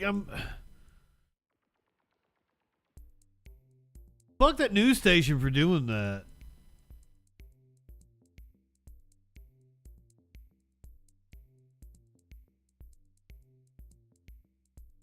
Yeah, it gets a little dark here.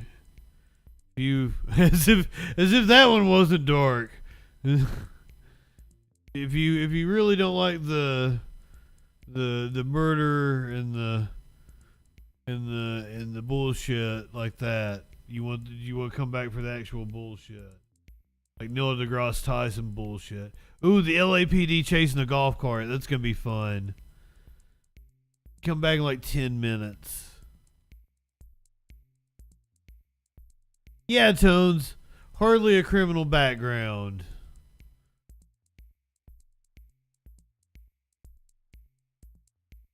A Texas state trooper shot their neighbor.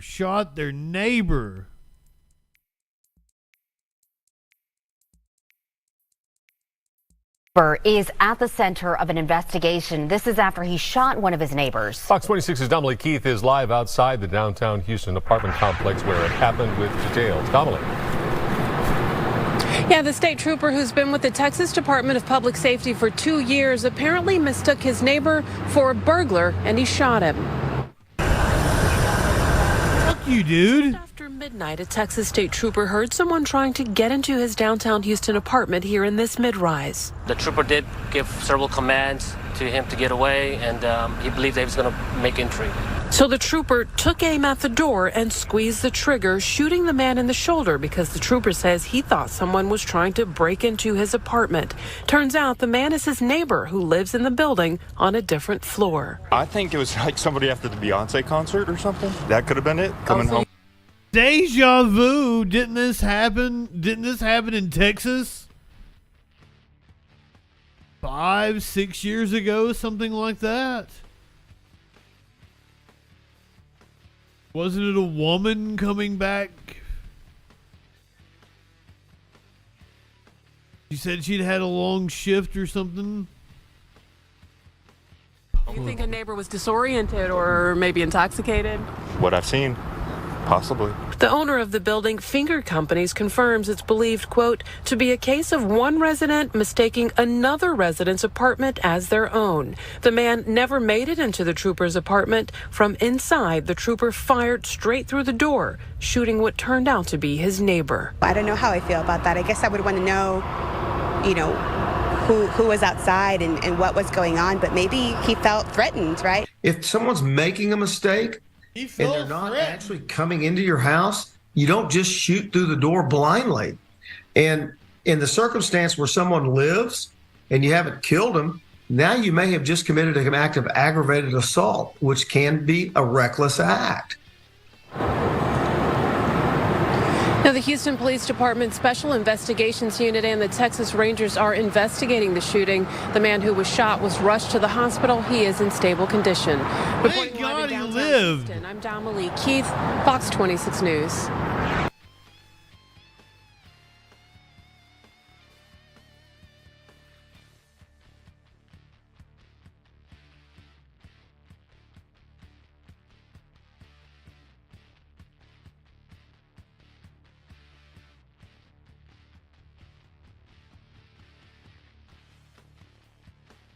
I'm pretty sure the cops probably had some negligence in this situation because cops suck. This one's a wild one.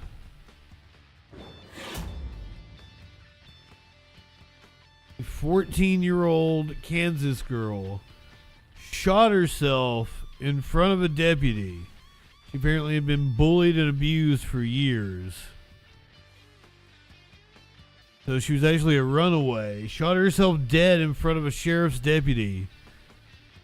Had been bullied for years, including a sex assault and death threats.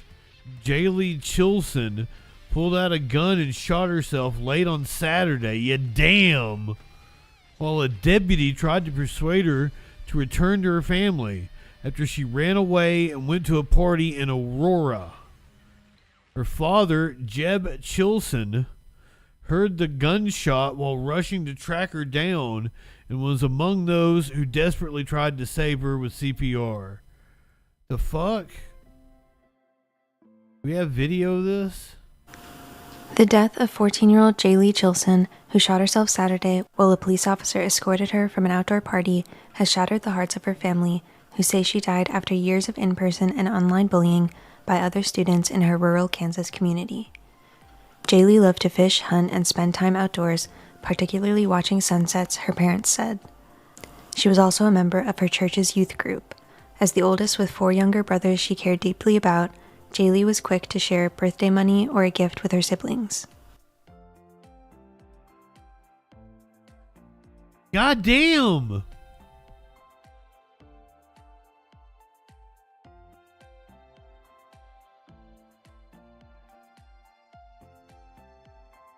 One boy encouraged her to cut herself, and another time a girl dumped rubber cement in her hair in class. Jesus! Why? Jaylee received mean messages on social media as well. One girl was threatening to kill my daughter, her father said. The Chilsons brought their concerns to several school officials, but nothing was done. When the bullying continued at the start of 8th grade, Jaylee was just miserable there.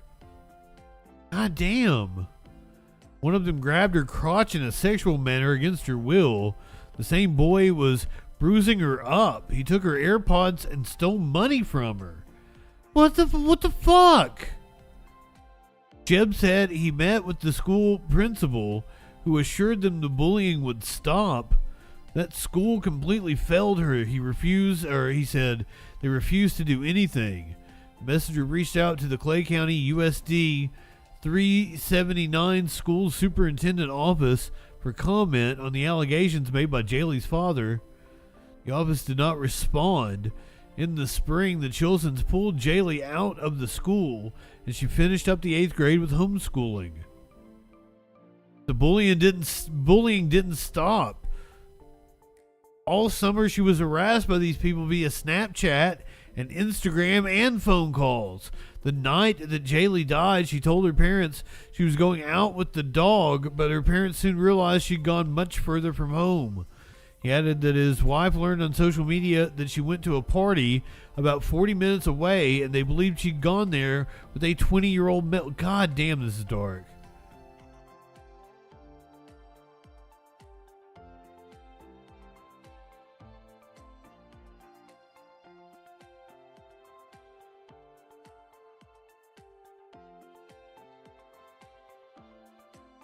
I was gonna get a bitch about the cops. That wasn't a fun story. I didn't like that. I apologize. This one is getting the bitch about the cops, and there's a dog involved. Hopefully the dog doesn't get hurt. I mentioned it earlier. We have the LAPD chasing a golf cart. Dude apparently has a puppy with him. We're gonna watch this at like double speed.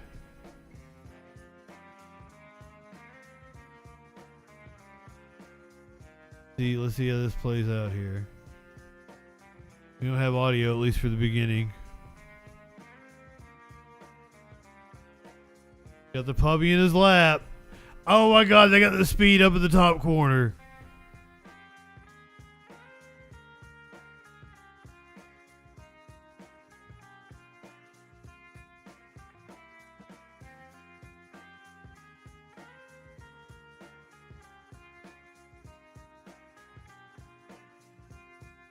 Really need the Benny Hill music playing.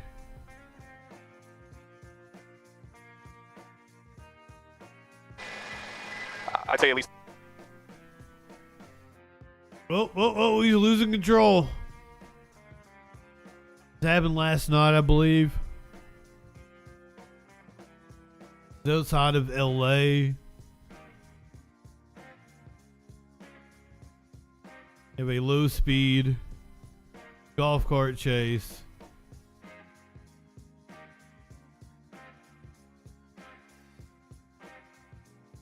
Dude has a puppy in his lap. I have no clue what happens. I'm not a pre-watch Andy. I just know a dude is leading police on a chase with a puppy in his lap.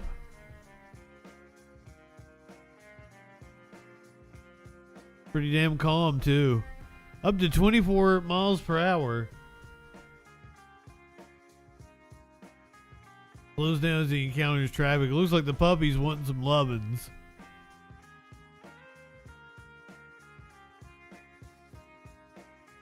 I'm not high enough for this shit.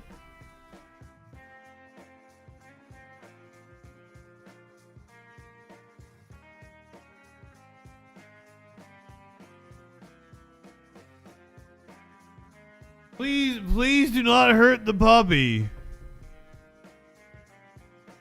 I will be incredibly pissed off if we see the puppy looks like he's having the time of his life. Does he have a bag? Is he whoa, there's a hell of a turn he took there. Justin, good evening. Did you stop and get some what? The In-N-Out burger? Is that what they do in California?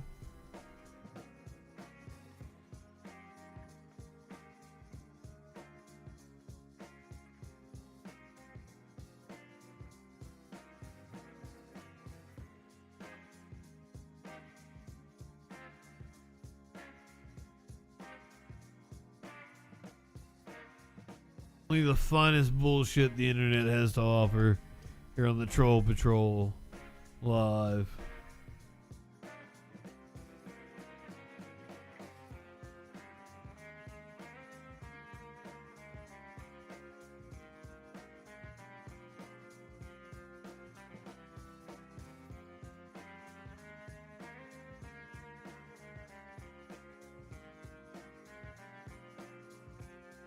Pulling into toward a parking lot.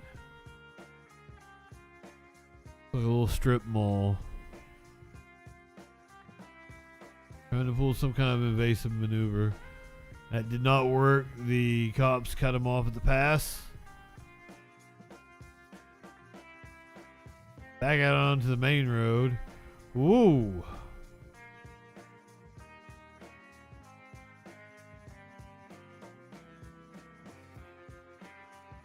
They will totally get him for DUI.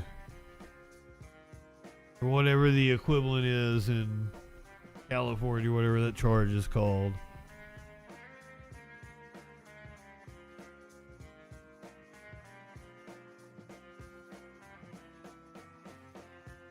I love it. This is the best police chase I've ever seen.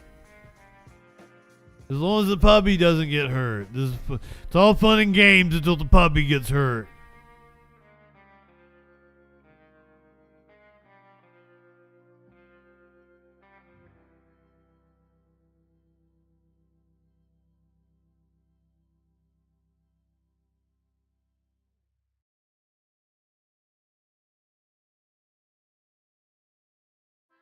I can't believe he's still going.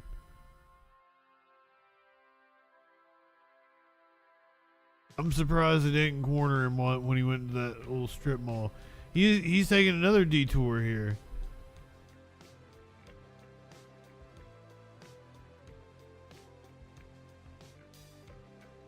Protect that puppy with all of your might, sir. Every inch of your life. You make sure that puppy comes out unscathed.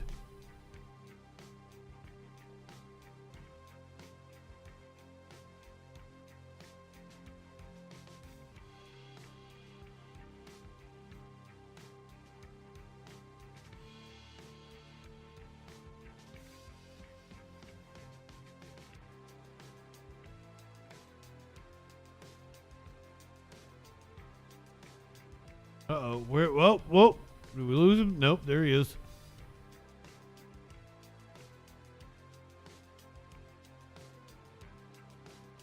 He'll truck it right along. Like the cop had like a billy club or some shit.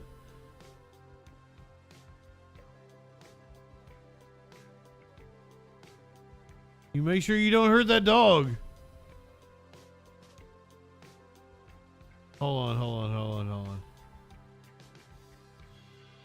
We'll go back to normal speed here for the ending.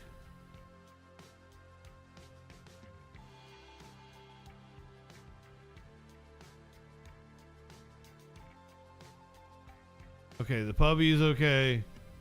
That's a lot of fucking pigs. Hey, don't you bully that puppy. Okay. That pig had some compassion for the puppy. Making sure the puppy's alright.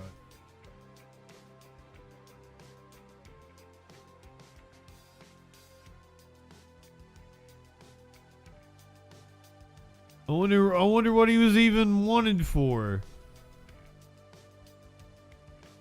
Suspect leads LA PD on a brief chase in a stolen golf cart with a dog on his lap. We knew that. What was he wanted for? Suspect is in custody on Sunday night.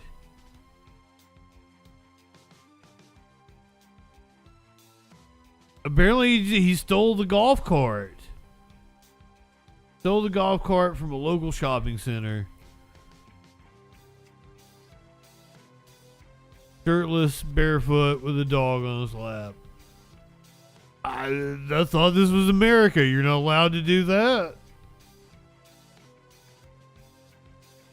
Thought that was perfectly acceptable.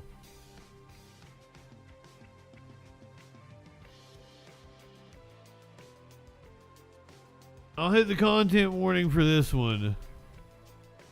Just because there's a little transphobia involved, right?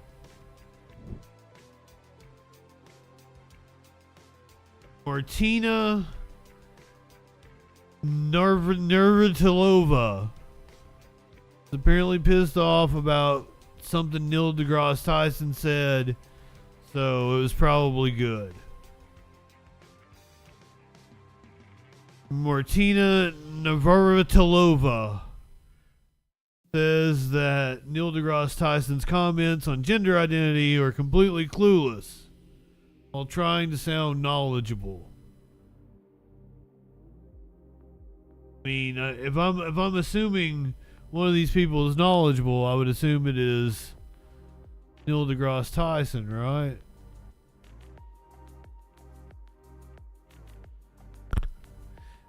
Shit. Hold on.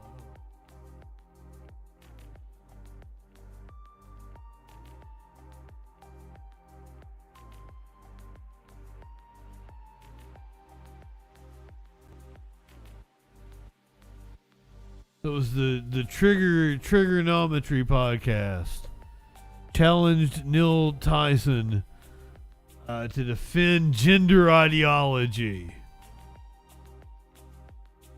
The XXXY chromosomes are insufficient because when we wake up in the morning, we exaggerate whatever feature we want to portray the gender of our choice. So to a good start. Chromosomes today, I feel 80% female, 20% male. I'm gonna put on makeup. I'm gonna do that. Tomorrow, I might feel 80% male. I'll remove the makeup and I'll wear a muscle shirt. Why do you care? What business is it of yours to require that I fulfill your inability to think of gender on a spectrum? My only point was that I hate that dude. You decide as male and female in the street is a construct of style and trends and what the beauty industrial complex wants you to see.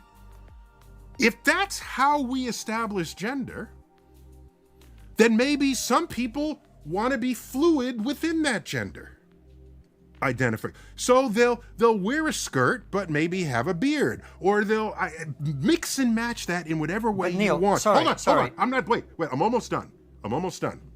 So, okay, if a person using the tools of the beauty industrial complex wants to mix and match this, yeah, and they are expressing their freedom in a free country to do so. Why is your job to tell them not to? Okay. That's my only point. And so I'm speaking of gender expression and the freedom to do so. And if you want to restrict that, then what country are we living in? Yeah, go ahead. So first of all, I don't know a single person, and we've talked to trans people on the show. We have trans employees at Trigonometry.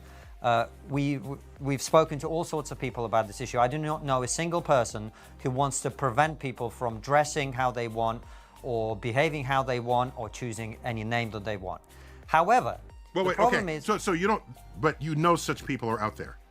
I'm sure such people exist in the same way that there are people who believe that the Earth is flat and so on. But they're a tiny minority. They exist. It is I don't know how tiny they are, given the dialogue today. Fair But go point. on. Fair point. However, what I would say is that the conversation in the public consciousness has become prominent not between people who want to defend the right of anyone to dress how they want and the people who want to prevent that. The reason the conversation has become an issue is that we assign and allow certain privileges to people based on their sex. If you are female, you get to go to places that only other females are in, like changing rooms and toilets and so on. If you are female, you get to compete only with people of your sex because females are at a disadvantage in physical competition to males in almost every sport. In other words, we carve out certain areas where your sex matters tremendously, even though we may respect your right everywhere else to believe that you are whatever you are, to dress however you are, etc. So your claim that today you woke up and put lipstick on and grew your hair out long and tweezed out your mustache and whatever, and therefore you are female, has an impact on other people in certain contexts in which that is a problem. You gave only two contexts. Do you have others? Sorry, I wasn't finished. And in those contexts, it is essential, people would argue, to protect women from unfair competition and from various risks for which female-only spaces already exist. That's why people are having this conversation. Okay. It's not out of bigotry. Do you have more than those two examples? And I'll address each of those in turn. But do you have more than those two? Probably not. Okay. So let me address those two examples directly. I'll address them. Sports is very important. You said that. You don't have to Female-only repeat. spaces. I remembered. So, Is sports very important? You don't seem to have a third example. So, and even if you do, we presume that would be a very distant third compared to those two cases. All right. No, there's a third one I can give you very easily. No, In tell this me. country, for politics, we have female-only shortlists for positions in Parliament. Therefore, I didn't know about claim that. That's interesting. Okay. Well, that's another example. I can give you more. So, female-only shortlists, there are certain targets within corporations for diversity targets to have a certain number of women on the board. Therefore, when you make... I hate this dude that's talking. Attempting, whether intentionally... I don't remember what his name is. Clement Classic or some shit. Designed to protect women's interests. That is the concern that people have. So there's 4 examples for you there. Please address them. Sure. So interesting about the Parliament. I have to look into that to find out what the it's a dude does look like John Oliver. Of women. Is that the goal? I just saw it. Fine. So it's a perfectly noble cause there. So about personal changing spaces. Okay. That's a solvable problem, of course, and we basically have accomplished that here in Manhattan, where I live. Practically all bathrooms are either multi-gender or solo bathrooms, so only one person at a time, or you walk into a space and there's stalls that are closed off, but then you exit the stall and you come to a communal sink, okay? Yes. So it's a solvable problem where everyone has a private space rather than for themselves, rather than having a gender private space. Okay, it's solvable on a level. By the way, let me give an example. Why do we even have our dicks out in the bathroom anyway? Early 20th century in New York, and I just saw it the other day. There's an entrance here and an entrance there, and this entrance says girls, and this entrance says boys. It's like, what the fuck? What? You separate them just to enter the school? I can look back on that and say that was ridiculous. You guys, what were you thinking? But back then, I'm sure it made complete sense that you're going to send the girls through that entrance, and there's an elementary school, and the boys through that entrance, okay?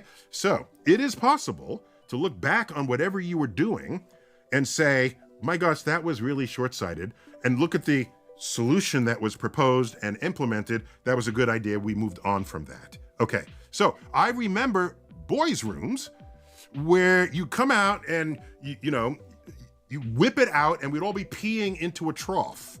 Okay, we don't have those anymore. We do because we're technologically very far behind. Yeah. Okay, so and then we had urinals just lined up on a wall. That was a little more private, and now those urinals have little small but real dividers. So you're not like looking over. So there are solutions to the privacy Why are we problem. so concerned? And we all but solve that here. I can't speak for every state in the United States. Definitely here in New York City. The bathrooms, it's not, all right, there's that. Second, with sports, very interesting. There was a case where a woman wanted to be they wanted to disqualify her from an event. She had very big muscles, and she had naturally high testosterone levels, okay? And she was a cis woman. Female, but unusually high testosterone levels, and so that weirded everybody out. So I'm wondering whether the future of those sports is you don't contest gender with gender, you contest hormone ratios. Well, hold on a second. What But do the you think of differences physiologically between men and women are not just hormonal. Women have a different hip angle. They have different heart capacity. They have different lung capacity. I mean, we're getting like into phrenology here. What the fuck? Okay, so then they got different cranium sizes. Problem with that. So then you find ways to slice the population so that whatever the event is interestingly contested. So, for example, I wrestled in my life. I was captain of my high school wrestling team. It would be unfair for me at 190 pounds, which is what I was back then, to wrestle someone 120 pounds. Hold on, it would actually be unfair for you to wrestle someone who's also 190 pounds but female. Let me work my way there. Let me just work my way there, because fine. You are. I respect how active your brain is, but I've thought about all this, and I don't think his brain's very active. That I do. Go Okay. for it. So it would be unfair. So they have in wrestling. They said, let's make weight categories. Okay.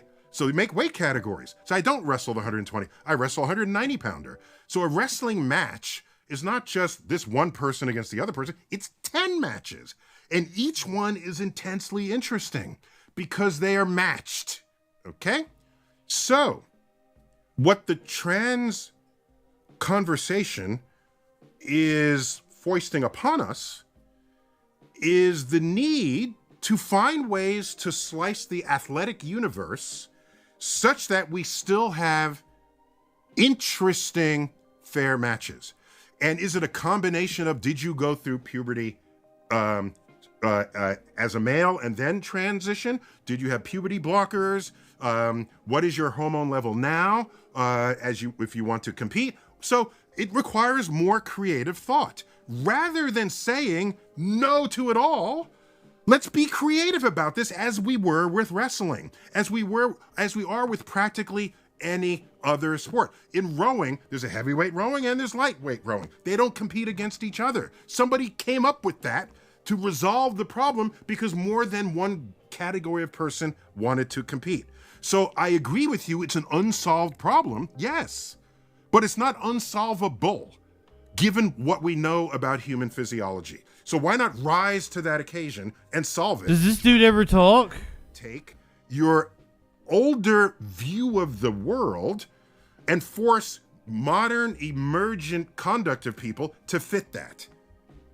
Okay, well, can we just come back to the female He cut him off. Oh my God. that women are afforded by virtue of being women, and them now being excluded from that because males are entering that competition. Yeah, so a deeper problem, thank you for bringing that up. A deeper problem there is, why were women underrepresented to begin with? What kind of bias exists within Parliament or among the voters, maybe even the female voters, that prevented the representation from being there in the first place? That's a whole other social question that maybe can and should be answered at a deeper level than a quota coming in after the fact. Oh, I'm not a fan of quotas, but if that's they how exist, I would address that question. Hold on a second. That's not addressing the question at all. The question is, female shortlist exists. Should biological males be allowed to enter those female shortlists? That's as simple as the question is. Sounds like a... Yeah, I'm saying I would ask why you have the short list in the first place. It's because there's something deeper that's wrong. Binders full of women. That women are underrepresented in governance. So to say now, to protect that now and not try to get to the root of that problem, I think is the cart in front of the horse. So I would go deeper to that problem. So But you there don't are even have women to have that question. whose opportunities are being curtailed today because they are being forced to compete, whether in sports or elsewhere, against people who have some kind of advantage over. We're in a transitional period, so we have to figure that out. But are curtailed things that nonsense. I hate that dude. I don't even remember what his name is. Martina Navratilova.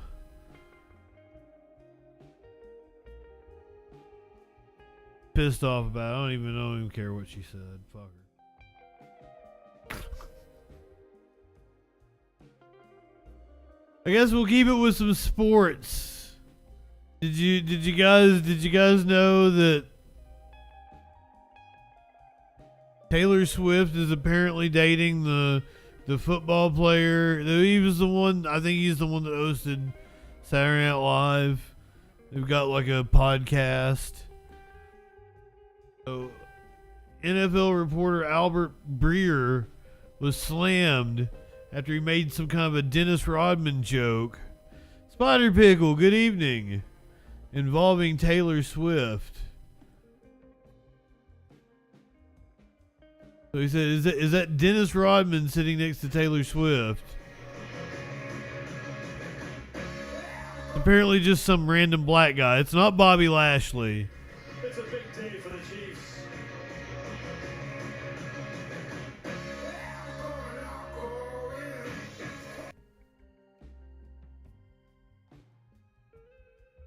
So people are like, yeah, that's kind of racist of you.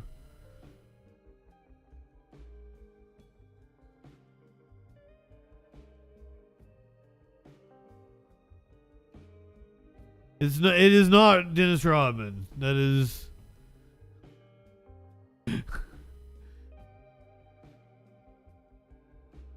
That's why everybody thought that was a racist thing for him to do. But I didn't want to bring up Taylor Swift because I found this interesting. Celebrity divorce lawyer is linking the Barbie movie, the Beyonce and Taylor Swift tours, to an uptick in breakups. Apparently, women empowerment media is helping encourage women to not settle for shitty men. They're feeling their power by going to see Barbie, Taylor, and Beyonce, and they're like, I don't need this. Good on them. If your relationship is so fragile that the Barbie movie or Taylor Swift can end it, it deserved to be ended. The blockbuster Barbie movie and world tours from Taylor Swift and Beyonce might be inspiring an uptick in divorces, according to a divorce attorney to the stars.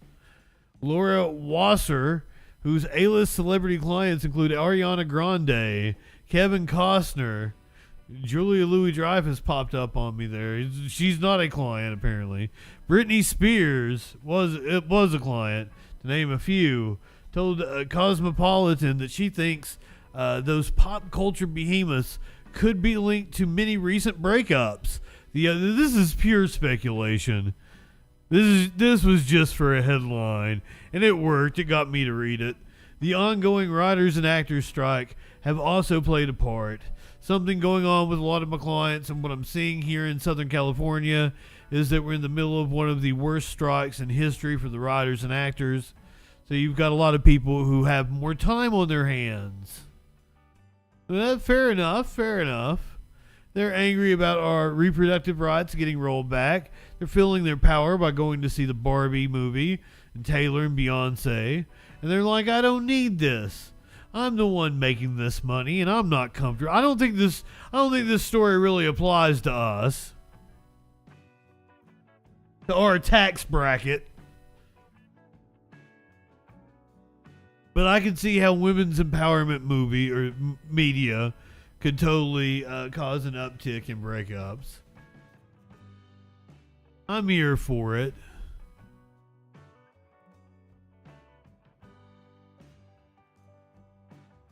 That's why that was in the bullshit section. This one probably doesn't belong in the bullshit section, but it goes well with the animal video for tonight. So this probably belonged in the hard news, but it's also really funny. So Russian officers who hadn't been paid by Moscow apparently sold key intel on the Black Sea Fleet to Ukrainian resistance fighters. And then their headquarters blew up. There's the resistance fighters. I mean the Russian officers. The resistance fighters blew up the Russian officers. Russian officers reportedly leaked sensitive intel on the Black Sea Fleet to Ukrainian partisans. A resistance group told the Kiev Post that the officers hadn't received salary payments from Moscow. Bitch better have my money or I'll sell your intel. Ukraine later targeted the Black Sea Fleet's headquarters in a huge missile strike last week. So Ukrainian resistance fighters told the Kiev Post in a recent interview that they managed to gather information about high-ranking Russian commanders, Russian comrades. Russian commanders from officers who were frustrated by Moscow's failure to pay their salaries on time. The officers were financially compensated in exchange for the information, which was then passed along to state agencies and reportedly used to plan last week's attack on the Black Sea Fleet's headquarters. Delays in payments alone do not force the military armed forces of the Russian Federation to go against the Russian authorities. A spokesperson for the partisan movement of Ukrainians and Tatars in Crimea told the Kiev Post, which revealed details of the arrangement in a Monday report, but the financial reward only helps them to decide on cooperation with the Atesh movement. It serves as an additional incentive. Kiev's forces on Friday bombarded the Black Sea Fleet's headquarters in Dvestaful, located on the southwestern edge of Crimea, with several Western-made Storm Shadow long-range cruise missiles. Videos and photographs of the attack showed the moment when the missiles slammed into the building. Do we have that? Let's do it.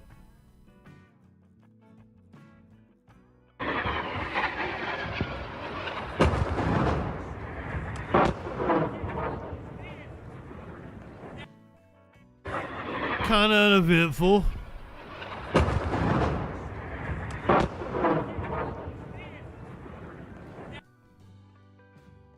At least we got to see it. Anymore? No. Ukrainian military later said that it timed the strike to coincide with a meeting of Russia's naval leadership. On Monday, Kiev Special Forces said 34 people were killed, including Admiral Viktor Sokolov. That's a character from Metal Gear. The commander of the Black Sea Fleet, and another 105 were injured. Insider was unable to immediately and independently confirm those claims.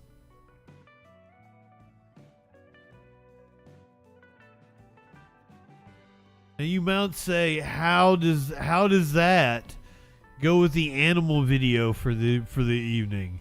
That doesn't make any goddamn sense, does it?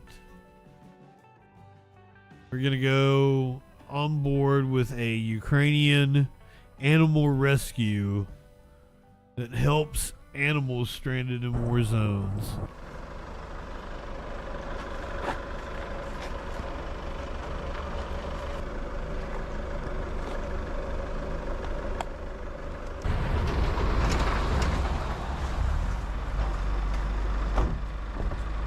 That's a really pretty area. Bet it's war torn.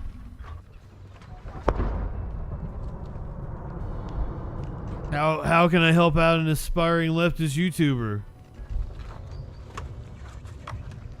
What do you need me to do? Потом все как бы разошлось, потом Oh, look at the puppy. Oh, it's got a hurt leg. Я понял. Да ну, херово. Ну, все может быть на самом деле. Oh, you got a little puppy. Может быть, военные забрали, конечно. Ну, может быть. Хотя кому они там нахер нужны? Под утро, думаю, ну еще темно было. Стрел, но это в район вот, посадок. Seriously, this area would be gorgeous if it wasn't war-torn.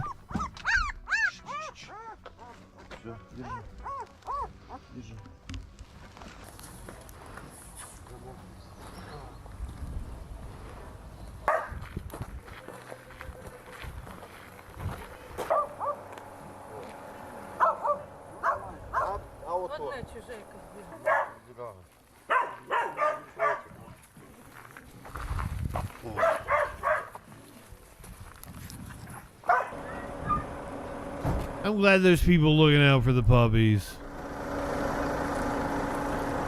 Oh.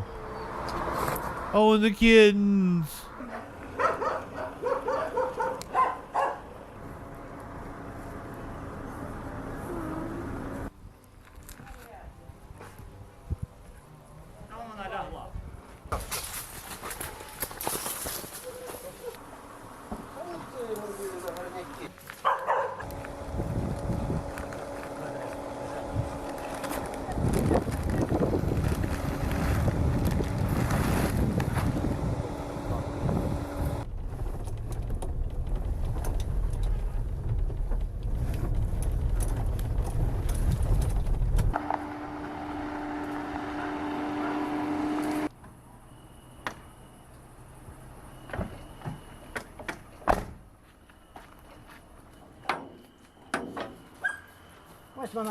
Do I follow left of the box? I'll get in contact with him, Spider Pickle. Так, а вона до вас руки йде?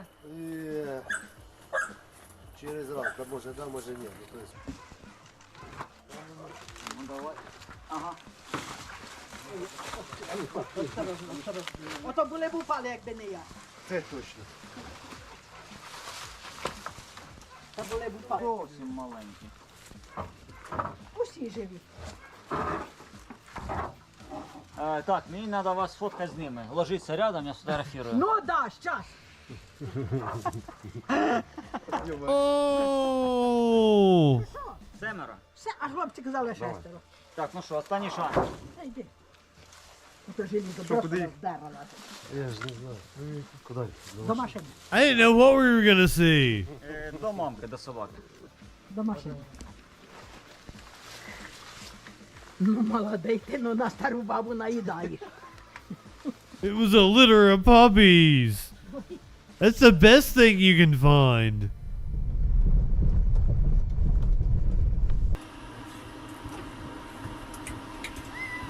Oh, look at the kitty.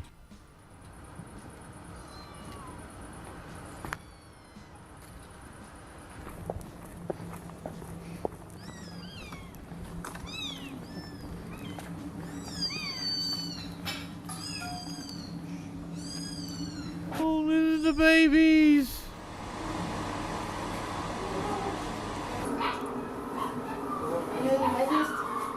Yeah, get them taken care of. Give them their shots. Get them checked out.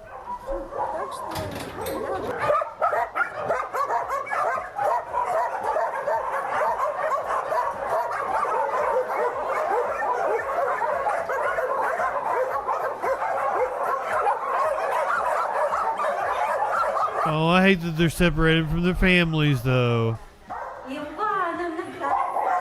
But at least somebody's looking out for them.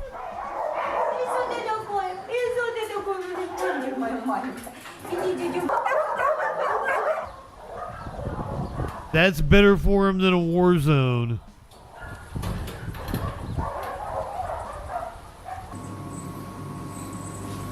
Oh, look at all the kitties. Oh, sweet babies.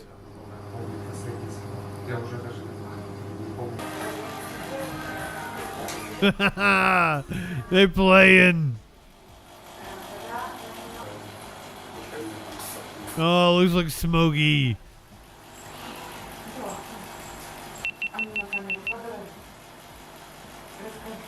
that in the video? Does somebody take it over my headphones? Go ahead, light one up, tip one back. It's alright to have a little fun before you hit the sack. I'm JustinFREAKIN. We'll see you tomorrow night. Don't forget, we got the Republican presidential primary debate on Wednesday night at 9 p.m. Eastern. Be sure to tune in.